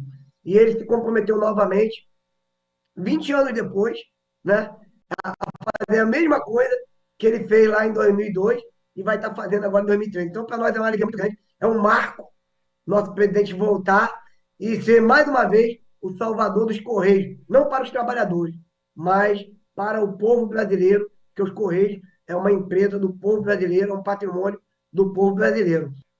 Você está ouvindo Jornal Brasil Atual. As notícias que os outros não dão. 8h18. O IDEC, o Instituto Brasileiro do Consumidor, lançou uma campanha contra o reajuste das tarifas dos transportes coletivos. Como costuma acontecer nos meses de dezembro e janeiro, diversas cidades já anunciaram o aumento, entre elas Campo Grande, capital do Mato Grosso do Sul, e Blumenau, em Santa Catarina, além do Distrito Federal. A reportagem é de Girana Rodrigues. Com janeiro se aproximando, começam a ser anunciados os reajustes das passagens do transporte público, ônibus, metrôs e trens. A campanha Aumento Não, promovida pelo IDEC, busca comunicar a prefeitos e à sociedade civil de que essa não é a única solução. De que tem que ter um debate melhor sobre o transporte, sobre financiamento, para buscar melhores soluções para manter com qualidade financeiramente o serviço de ônibus, com frequência, com confiabilidade para o usuário, sem pesar tanto no orçamento, no bolso do usuário pela tarifa. Então, é uma tentativa de promover essas alternativas de financiamento. O setor de transporte passou por uma crise durante a pandemia, porque com mais gente em casa, menos pessoas usaram meios de transporte. Por isso, muitas cidades receberam dinheiro público para ajudar a equilibrar as finanças. Os aumentos de tarifa já anunciados surpreenderam especialistas na área. Ao fazer isso, a gente ainda não tem recomposição de salário, a gente está com o governo se estruturando ainda, né? O preço do diesel ainda continua crescendo, então você vê que tem as pressões salariais também justas, né? A gente tem de ver um jeito que o usuário não seja tão penalizado para ele poder se deslocar. E que a gente tem ou uma tarifa cidadã, onde a gente pode reduzir o custo, ou até as ideias que o debate da tarifa zero está tendo aí. No site da campanha do IDEC, o usuário encontra informações sobre alternativas para que as prefeituras consigam bancar os custos das operações. Entre elas está a possibilidade de um novo financiamento, com publicidade no interior dos ônibus e terminais. Então, tem questões desde financiamento para pagar a conta do transporte sem ser com a tarifa cobrada do usuário. Então, financiamentos municipais, pode-se usar, por exemplo, Zona Azul, taxação dos aplicativos, como a cidade de São Paulo e algumas outras já fazem. Poderia ter um programa federal mais robusto para apoiar municípios, como acontece, por exemplo, na área da habitação, na área da saúde também, né? E é importante a cidade também buscar formas de reduzir os custos, né? Fiscalizar as planilhas, ver se está sendo pago valores reais e coerentes aos empresários. Também é visto como prioritário o investimento em infraestrutura, como os corredores de ônibus, que aumentam a velocidade do transporte e reduzem o custo dos serviços. Você imaginar só o ônibus não está no congestionamento do carro, já temos uma redução imediata de 20% do custo da tarifa. Mas não é só isso, o que vem junto, que é fantástico, que é um patrimônio que faz a diferença enormemente para o transporte, é o tempo de viagem. Se você pega uma pessoa, o que aconteceu em São Paulo, né, na época do Haddad, onde houve uma redução do tempo de viagem gigantesco, mais de 40 minutos. Né? E isso fez com que a qualidade de vida de toda a cidade melhorasse. Estamos apresentando Jornal Brasil Atual. As notícias que os outros não dão.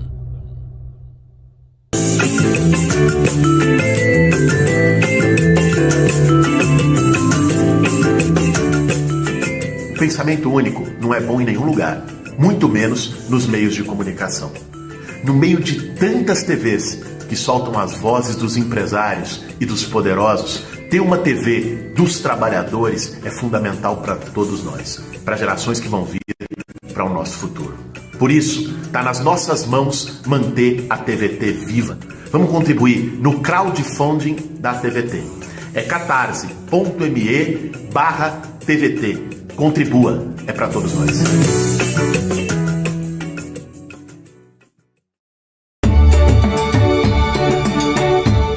Vó, quem inventou a cor das pessoas? Isso eu perguntei porque havia aprendido que uns são amarelos, outros brancos e outros vermelhos. Ela disse: eu só respondo se tu me disser quem inventou o nome da cor das pessoas. As nossas histórias foram contadas por outros e esse espaço da escrita foi negado pra gente por muito tempo. Esse espaço atual de representação da menina negra, ressignificado, ele só vai promover mesmo essa identificação positiva, né, afirmativa. Eu faço literatura negra e ponto.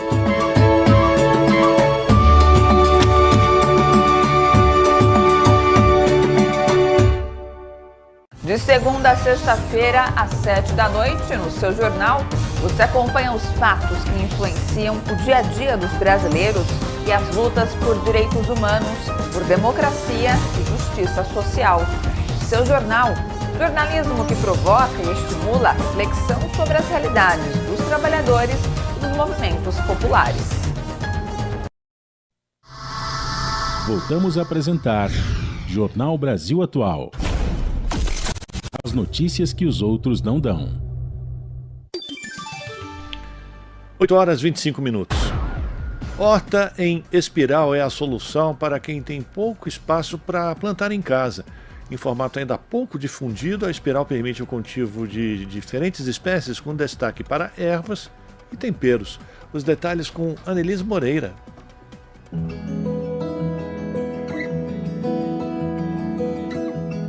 Momento agroecológico.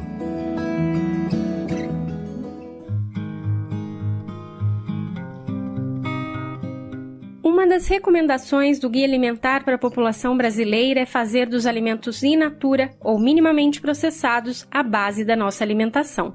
Por isso, aproveitar cada espaço para plantar pode ser um passo importante nesse sentido.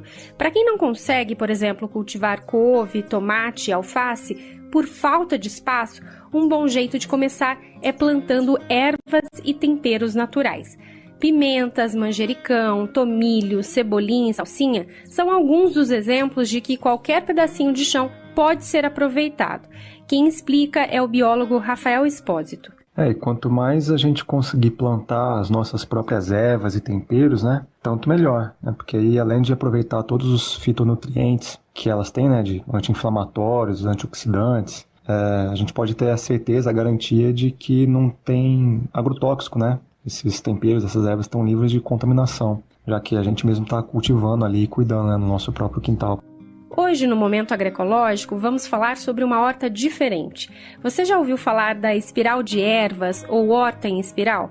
Como o próprio nome sugere, é uma horta em um formato diferente do convencional. Ao invés de ocupar apenas o chão, a horta em espiral ganha mais uma dimensão, que é a altura. Geralmente, ela é uma boa opção para quem quer começar a plantar essas ervas medicinais e esses temperos, mas tem pouco espaço em casa. O educador explica que uma das vantagens desse tipo de horta, em comparação com as convencionais, é que dá para cultivar um maior número de plantas em um mesmo espaço. As plantas têm diferentes necessidades e demandas, né, de umidade, de temperatura, de luminosidade, né? Uma espiral, que é aquelas plantas que foram cultivadas lá em cima, elas vão receber mais luz, vai ter mais calor e o solo acaba ficando um pouco mais seco ali, justamente por causa da maior temperatura, né? Que a água evapora mais ali. E já na parte intermediária você tem essas mesmas condições e mais na base da espiral você acaba tendo um ambiente mais sombreado e mais úmido também. Então olha só que interessante, no mesmo espaço, né, você consegue cultivar uma variedade maior de ervas. Rafael Espósito é fundador do Quintais Sagrados, um projeto que incentiva o cultivo de plantas para uso medicinal e culinário como forma de ter saúde. Ele explica que para construir uma horta espiral é possível reaproveitar diferentes materiais que você já tem em casa ou na região em que você mora. Por exemplo, se você tem bambu, este é um bom material para delimitar o contorno dessa horta, mas pode ser também pedra, tijolo ou até garrafa de vidro. Qualquer um desses materiais podem ajudar na construção da horta. Eu mesmo, numa das casas que morei em São Paulo, acabei fazendo um canteiro a partir de um batente de porta velho, que tinha nem muito espaço ali com grama, com terra mesmo, né? Então eu delimitei um espaço com algumas madeiras velhas que eu tinha, no próprio chão, né, de piso, e aí fui preenchendo esse canteiro com terra e montei ali uma horta, né, medicinal e de temperos. Dava para usar bastante coisa ali, para chá, para cozinhar também, né? Então eu tinha sálvia, hortelã, manjericão, alecrim, salsinha, cebolinha, né? Tudo num espaço pequeno que eu tinha ali, sem precisar ter quebrado o chão nem nada, só, né, de delimitar com o material que eu já tinha e cuidando. Para fazer uma horta espiral é bem simples. O biólogo dá as dicas. Pode desenhar uma espiral, né, no chão. Se for um chão concretado, assim, você pode riscar se for, de repente, um lugar de terra, assim, você pode riscar com um pedaço de galho, um graveto. Se for na grama, você pode desenhar esse caracol com um barbante, por exemplo. E aí você vai acompanhando esse desenho, né, com o material que você tiver, né? Se for bambu, você vai fincando as estacas de bambu ao longo desse desenho desse caracol. Mesma coisa com o tijolo ou com as pedras, né? Aí você vai empilhando, sempre crescendo da periferia em direção ao centro. E aí depois é só preencher esses espaços entre a parede que você fez com terra. E aí plantando, né, de acordo com as necessidades de cada planta, né? Expósito diz que os cuidados são os mesmos com uma horta convencional, que é basicamente irrigação e poda. E para cuidar também não tem muito segredo, né? Vai sempre observando, sei lá, que as plantas ali estão reagindo, né? E aí é interessante que, como qualquer outro canteiro, né, que esteja o mais próximo possível da área de uso, né? Próximo de uma cozinha, por exemplo, né? Pensando num canteiro de ervas, de temperos, que aí fica mais fácil o acesso, né? E mais fácil de lembrar, de cuidar e tudo mais. Você está sempre olhando para ele. Ele dá exemplos de plantas que você pode colocar em cada parte do espiral. As plantas que gostam de sol pleno, você pode colocar na parte superior da horta espiral, como alecrim, cebolinha, confrei, erva doce, manjericão, melissa, salsinha e sálvia.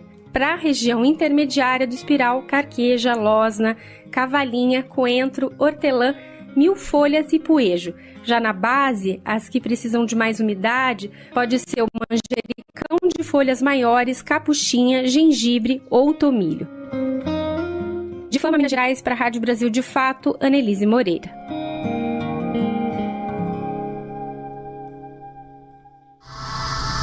Estamos apresentando Jornal Brasil Atual. As notícias que os outros não dão.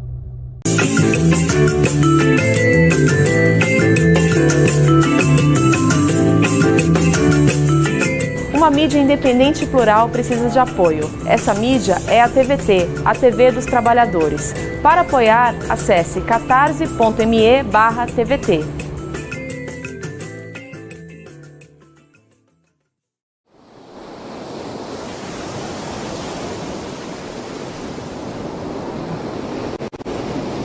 Bom dia, galera. Todo mundo confortável, tomando um solzinho. Mas agora tá na hora de levantar. Por quê? Qual o problema? Problema nenhum. Só que eu comprei essa faixa de areia e aqui só fica quem eu quiser. Você tá maluco? Comprou a praia? A praia é pública. Era pública? Era. Privatizaram e eu comprei esse pedaço que vocês estão sentados. Ah, vocês querem ficar aqui, é? Claro! Então pague pra mim. Eu não vou pagar nada. A praia é pública. Vou começar a contar aqui. R$500 a hora. Olha que absurdo. Você tá maluco? Hein? Você eu não vou pagar nada. A praia é pública. Vocês querem me pague. Quer ficar de graça. Não deixem vender o Brasil. Olá, pessoal! Todos os dias eu, Thalita Galli, te espero às 3 horas da tarde no Bom para Todos aqui na TVT. Você também pode acompanhar o nosso programa pelas redes sociais, pelo youtube.com/RedeTVT. Aliás, se inscreva na nossa página, se junte a essa grande comunidade da TVT no YouTube. E você também pode acessar a nossa página Cortes TVT, onde você acompanha trechinhos da programação do Bom para Todos e de outros programas, tá bom? youtube.com/Cortes TVT. Te espero por aqui.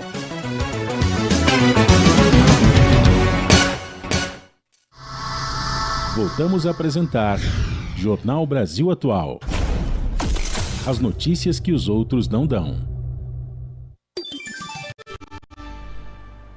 8h33. No Jornal Brasil Atual, nós temos o prazer de conversar agora com o ex-presidente do Partido dos Trabalhadores e ex-deputado federal pelo Estado de São Paulo, José Genuíno. Genuíno, muito bom dia. Bem-vindo aqui ao Jornal Brasil Atual. Um prazer tê-lo conosco. Bom dia, é um prazer muito grande. Uma entrevista nesse final de ano em que tudo está começando no final de 2002. Exato. 2023 será um ano do novo ciclo político do Brasil. E é exatamente sobre isso que a gente vai conversar com o José Genuíno.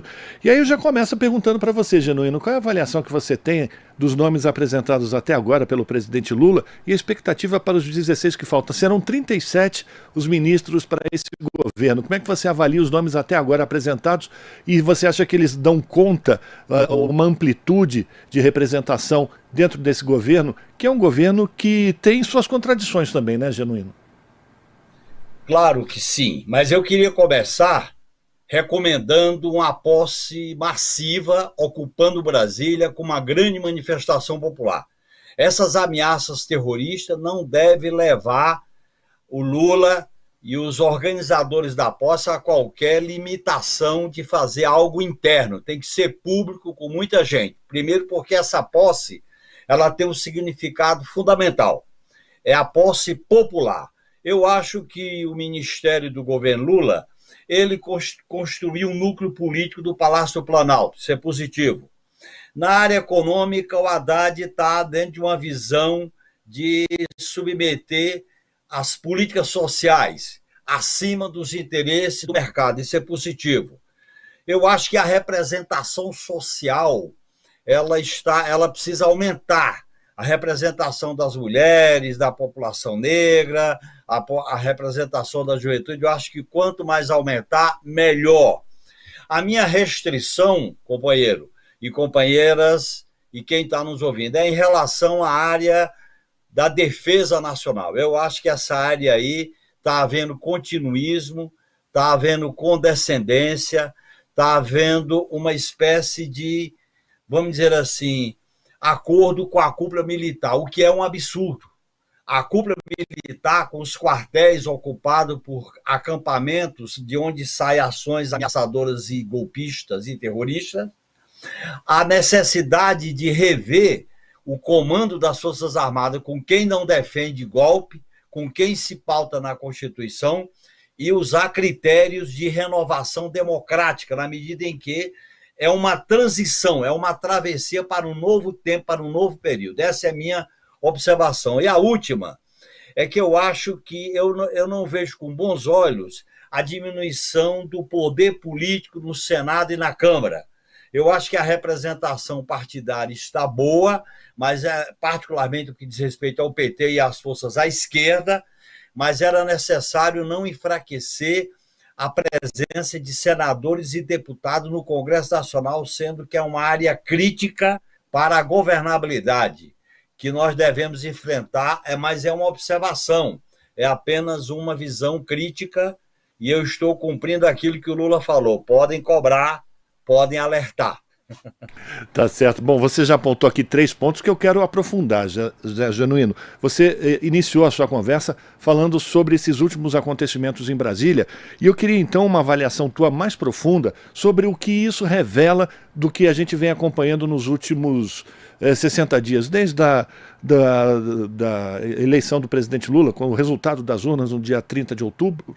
Como é que você tem avaliado essa escalada, né? Esse momento em que alguns deles lunáticos, outros a gente já percebe claramente criminosos, que se escondem, né? Ou se misturam com esses apoiadores mais radicais do Bolsonaro nessas imediações desses quartéis? São forças protofascistas alimentadas ao longo desses 4 anos, tendo como respaldo a estrutura militar. É inaceitável que os quartéis, que é a área de segurança das Forças Armadas, seja ocupada por acampados, e desses acampados surjam ações terroristas, vândalos, ações ameaçadoras. Portanto, eu espero, já devia ter ocorrido, mas eu espero que a partir do dia 1º, com a posse do presidente, haja uma determinação clara para desalojar esses provocadores dos quartéis, porque toda a tática desses provocadores é espalhar o medo através das armas, é espalhar o medo através das ameaças, é espalhar o medo através do medo. Nós não podemos cair nessa armadilha. Nós temos que enfrentá-los com medidas políticas, com medidas judiciais e com o povo nas ruas. Por exemplo, a posse no dia 1º. Nós temos que ocupar Brasília, tem que ser uma posse massiva e popular. É a resposta que se dá ao protofascismo. Toda vez que a esquerda recua, vai para o apaziguamento e diminui a intensidade das manifestações para enfrentar a violência, as armas, eles se tornam poderosos e vão conseguir aqueles objetivos que é ameaçar. 2021 vai ter golpe, 2022 vai ter golpe, e aí a gente vai recuando. Não é o caminho mais adequado. Bom, então agora já emendo aqui com essa perspectiva de recuo. Você considera a indicação do José Múcio como um recuo do governo Lula com relação a essa questão que é delicada e que precisa ser enfrentada, a questão dos militares? Eu acho que não só é um recuo, como é o continuismo. Eu acho que a cúpula militar tinha que ser enquadrada politicamente através da soberania do poder que emanou das urnas. Essa soberania popular que elege o presidente tinha que comandar o aparelho militar. E tinha que ter um ministro da Defesa, não de acordo com os comandantes, mas de acordo com a autoridade do comandante supremo. E um ministro da Defesa político. Não pode ser um acordo com os comandantes. E, ao indicar os comandantes, tinha que levar em conta posição em relação às urnas, posição em relação à eleição, posição em relação aos demais poderes, porque nós temos que desbolsonarizar as Forças Armadas.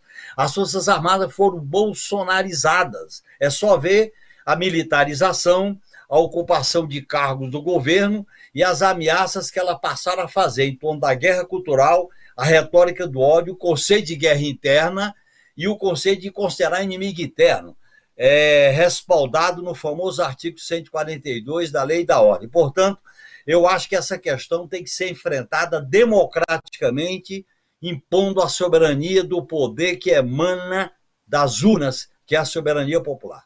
E aí eu lembro daquela nota que foi emitida pelos comandantes das Forças Armadas, aceitando o nome de Múcio, como se eles aprovassem. Não foi o presidente Lula que, enfim, determinou um nome para comandar o Ministério da Defesa, mas apenas um nome que eles aceitam como ministro da Defesa. Isso é a tutela militar. E essa tutela militar não pode ficar consagrada no novo governo. O governo que é eleito é quem indica o ministro da Defesa. E o ministro da Defesa é quem vai indicar como comandante supremo os comandantes das 3 armas. E o comandante das 3 armas é uma atribuição do presidente. Em relação às Forças Armadas, quem não manda é tutelado. Portanto, nós estamos diante desse risco. Por que se negocia a transição e os quartéis continuam com os acampados praticando esses atos em Brasília, como no dia da diplomação, e este ato de um acampado que estava lá preparando bomba para explodir um caminhão? Isso esses atos têm que ser desmontados, esses acampamentos têm que ser desmontados. A legitimação e a cobertura do Exército a esses atos é uma assinte. Isso é falta de comando, é falta de orientação clara. É claro, o governo não assumiu, ele só vai assumir no dia 1º, e eu acho que tem que haver uma determinação clara, mas a falta de sensibilidade e a imposição da força para o novo governo é materializado nesses acampamentos em frente aos quartéis. Primeiro que a área dos quartéis é a área das Forças Armadas, particularmente do Exército, começa por aí.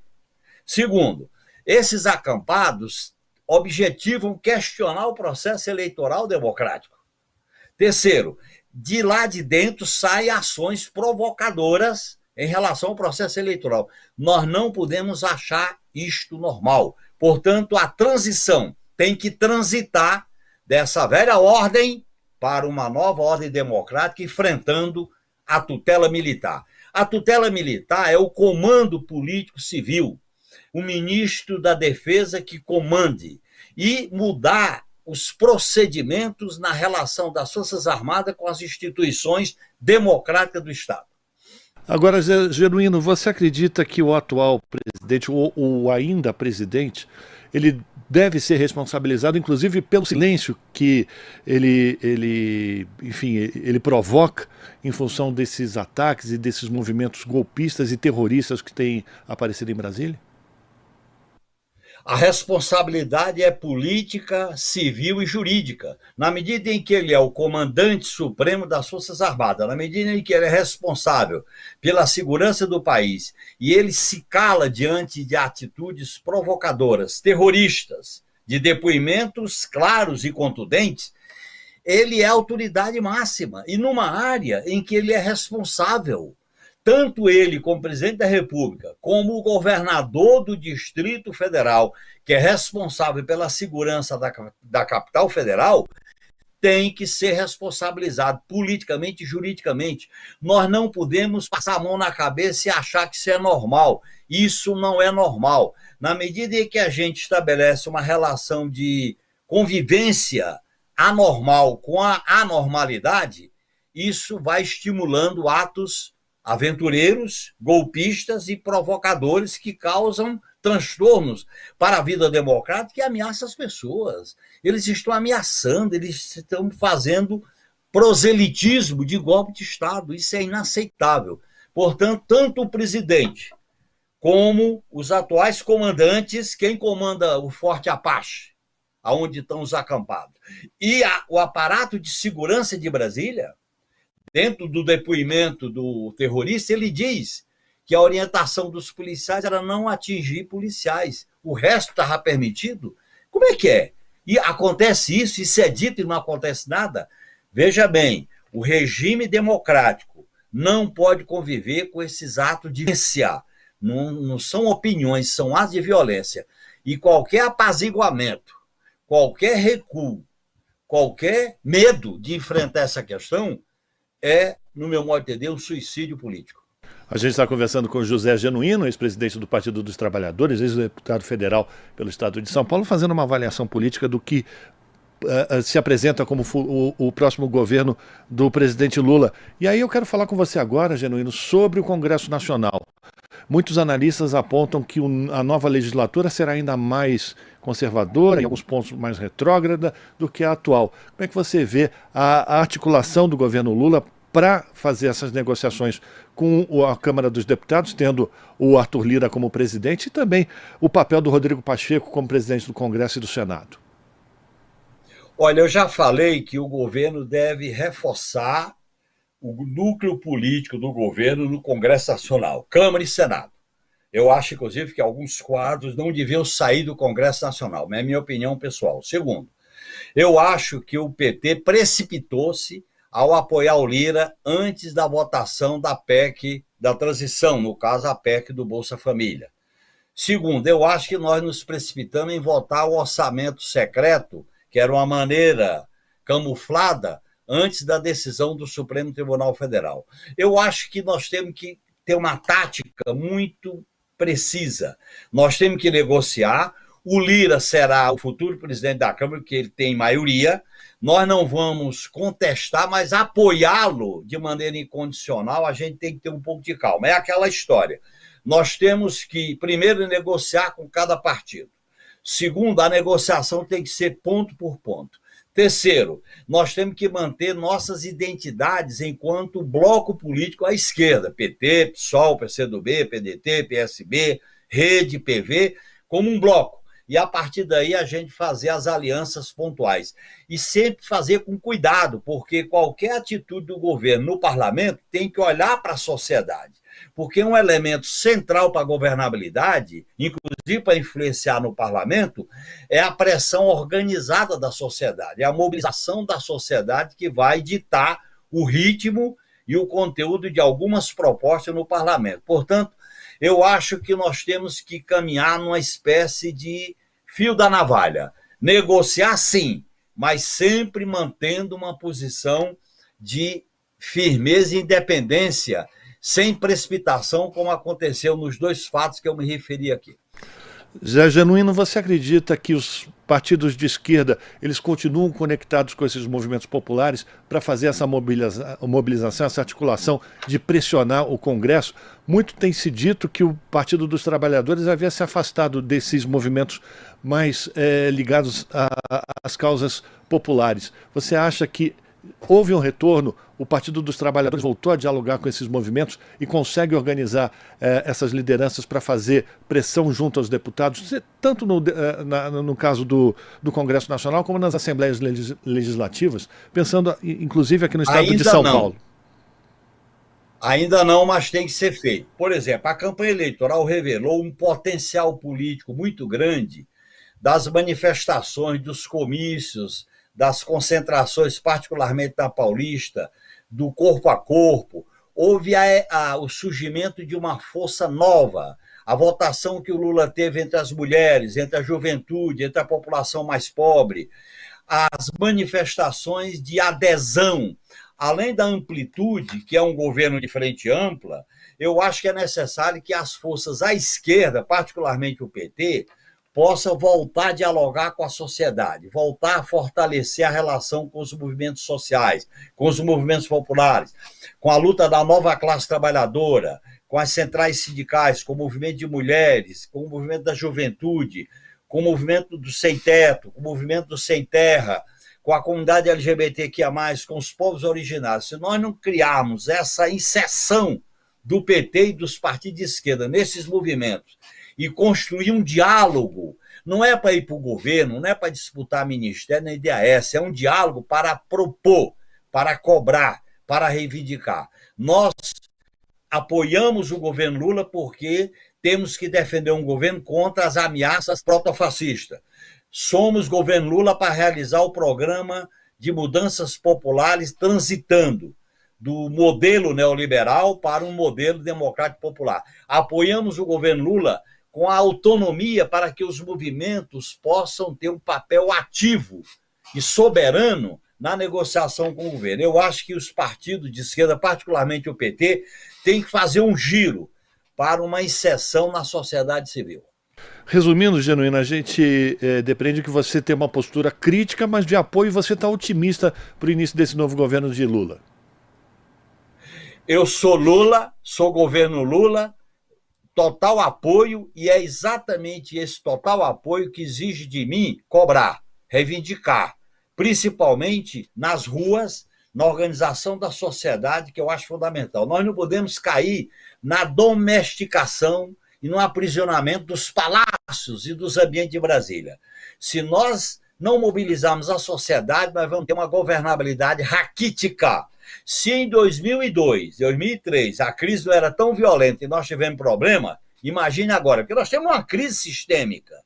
Temos que atender a população numa situação emergencial. E temos uma direita que não vai querer ceder. A direita vai agir na legalidade e na ilegalidade. Portanto, nós temos que construir um movimento de enfrentamento político, confrontação democrática, de mobilização popular. É claro que tudo se dá dentro da legitimidade da confrontação e do conflito.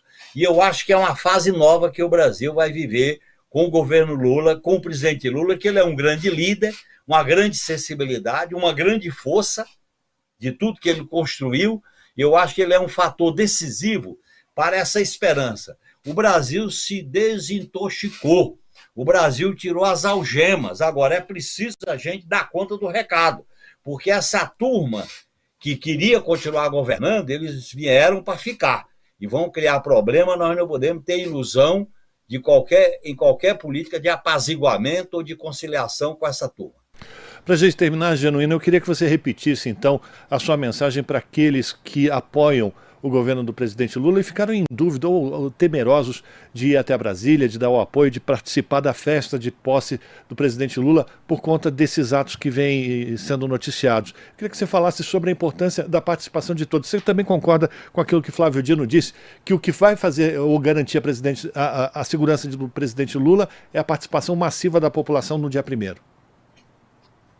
Nós só vamos enfrentar essas forças da extrema-direita com o povo nas ruas, com o povo organizado, encher Brasília, ocupar Brasília, não ter medo, porque eles têm a tática de espalhar o medo. E medo em 2021 vai ter golpe. Aí o pessoal recua.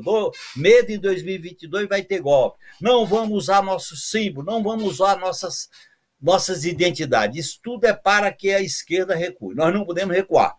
Vamos fazer uma grande manifestação popular, ocupação de Brasília, que é a segurança para a posse popular do presidente Lula, para os militantes. Esses protofascistas são covardes. Eles atuam na surdina, de maneira covarde, fazendo provocações. E agora nós não podemos entrar no jogo dele, nós temos que fazer grandes manifestações, grandes concentrações para ir para a ofensiva política que é dito que se trata. O estrago que eles fizeram já foi muito grande. Nós estamos agora num processo de reconstrução e transformação do país. Todos em Brasília no dia 1º de janeiro. Agradecer a participação de José Genuíno, ex-presidente do Partido dos Trabalhadores, ex-deputado federal pelo Estado de São Paulo, fazendo uma avaliação do que significa a posse de Lula, as perspectivas para o governo de Lula a partir do dia 1º de janeiro. Muito obrigado, Genuíno, um forte abraço para você, a gente continua em contato. Muito obrigado, feliz ano para o povo brasileiro e para os que votam no Lula e recuperaram o direito à esperança, o direito ao futuro. Um grande abraço. Um abraço. Conversamos com José Genuíno aqui no Jornal Brasil Atual.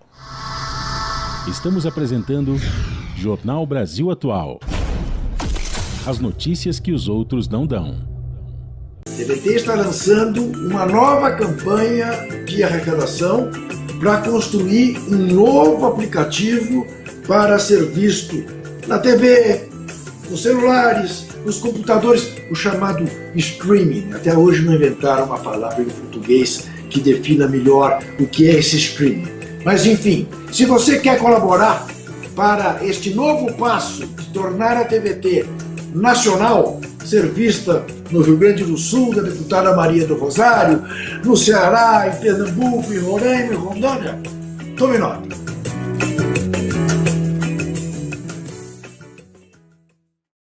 Você é livre para comer o que quiser?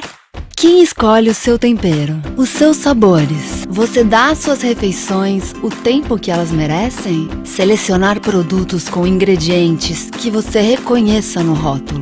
Desembalar menos e descascar mais. Tudo isso pode ser uma escolha na hora de comer. Dos ingredientes até o momento de compartilhar e saborear o que acaba de sair do forno. Cozinhar e conhecer melhor os alimentos pode ser uma atividade divertida e libertadora.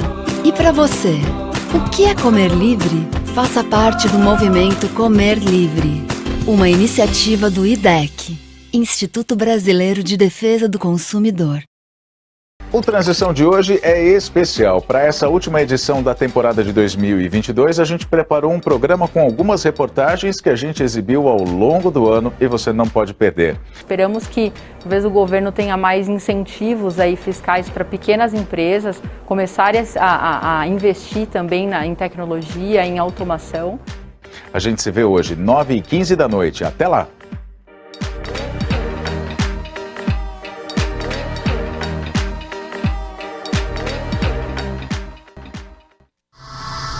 Voltamos a apresentar Jornal Brasil Atual. As notícias que os outros não dão. 8h57. E o programa Colibri na Quarentena de hoje apresenta uma edição especial com os melhores momentos do ano. E após a exibição, o programa faz uma pausa e volta em 2023 com uma nova temporada. Os melhores momentos do ano com Colibri na Quarentena vai ao ar hoje, ao meio-dia, aqui na Rádio Brasil Atual.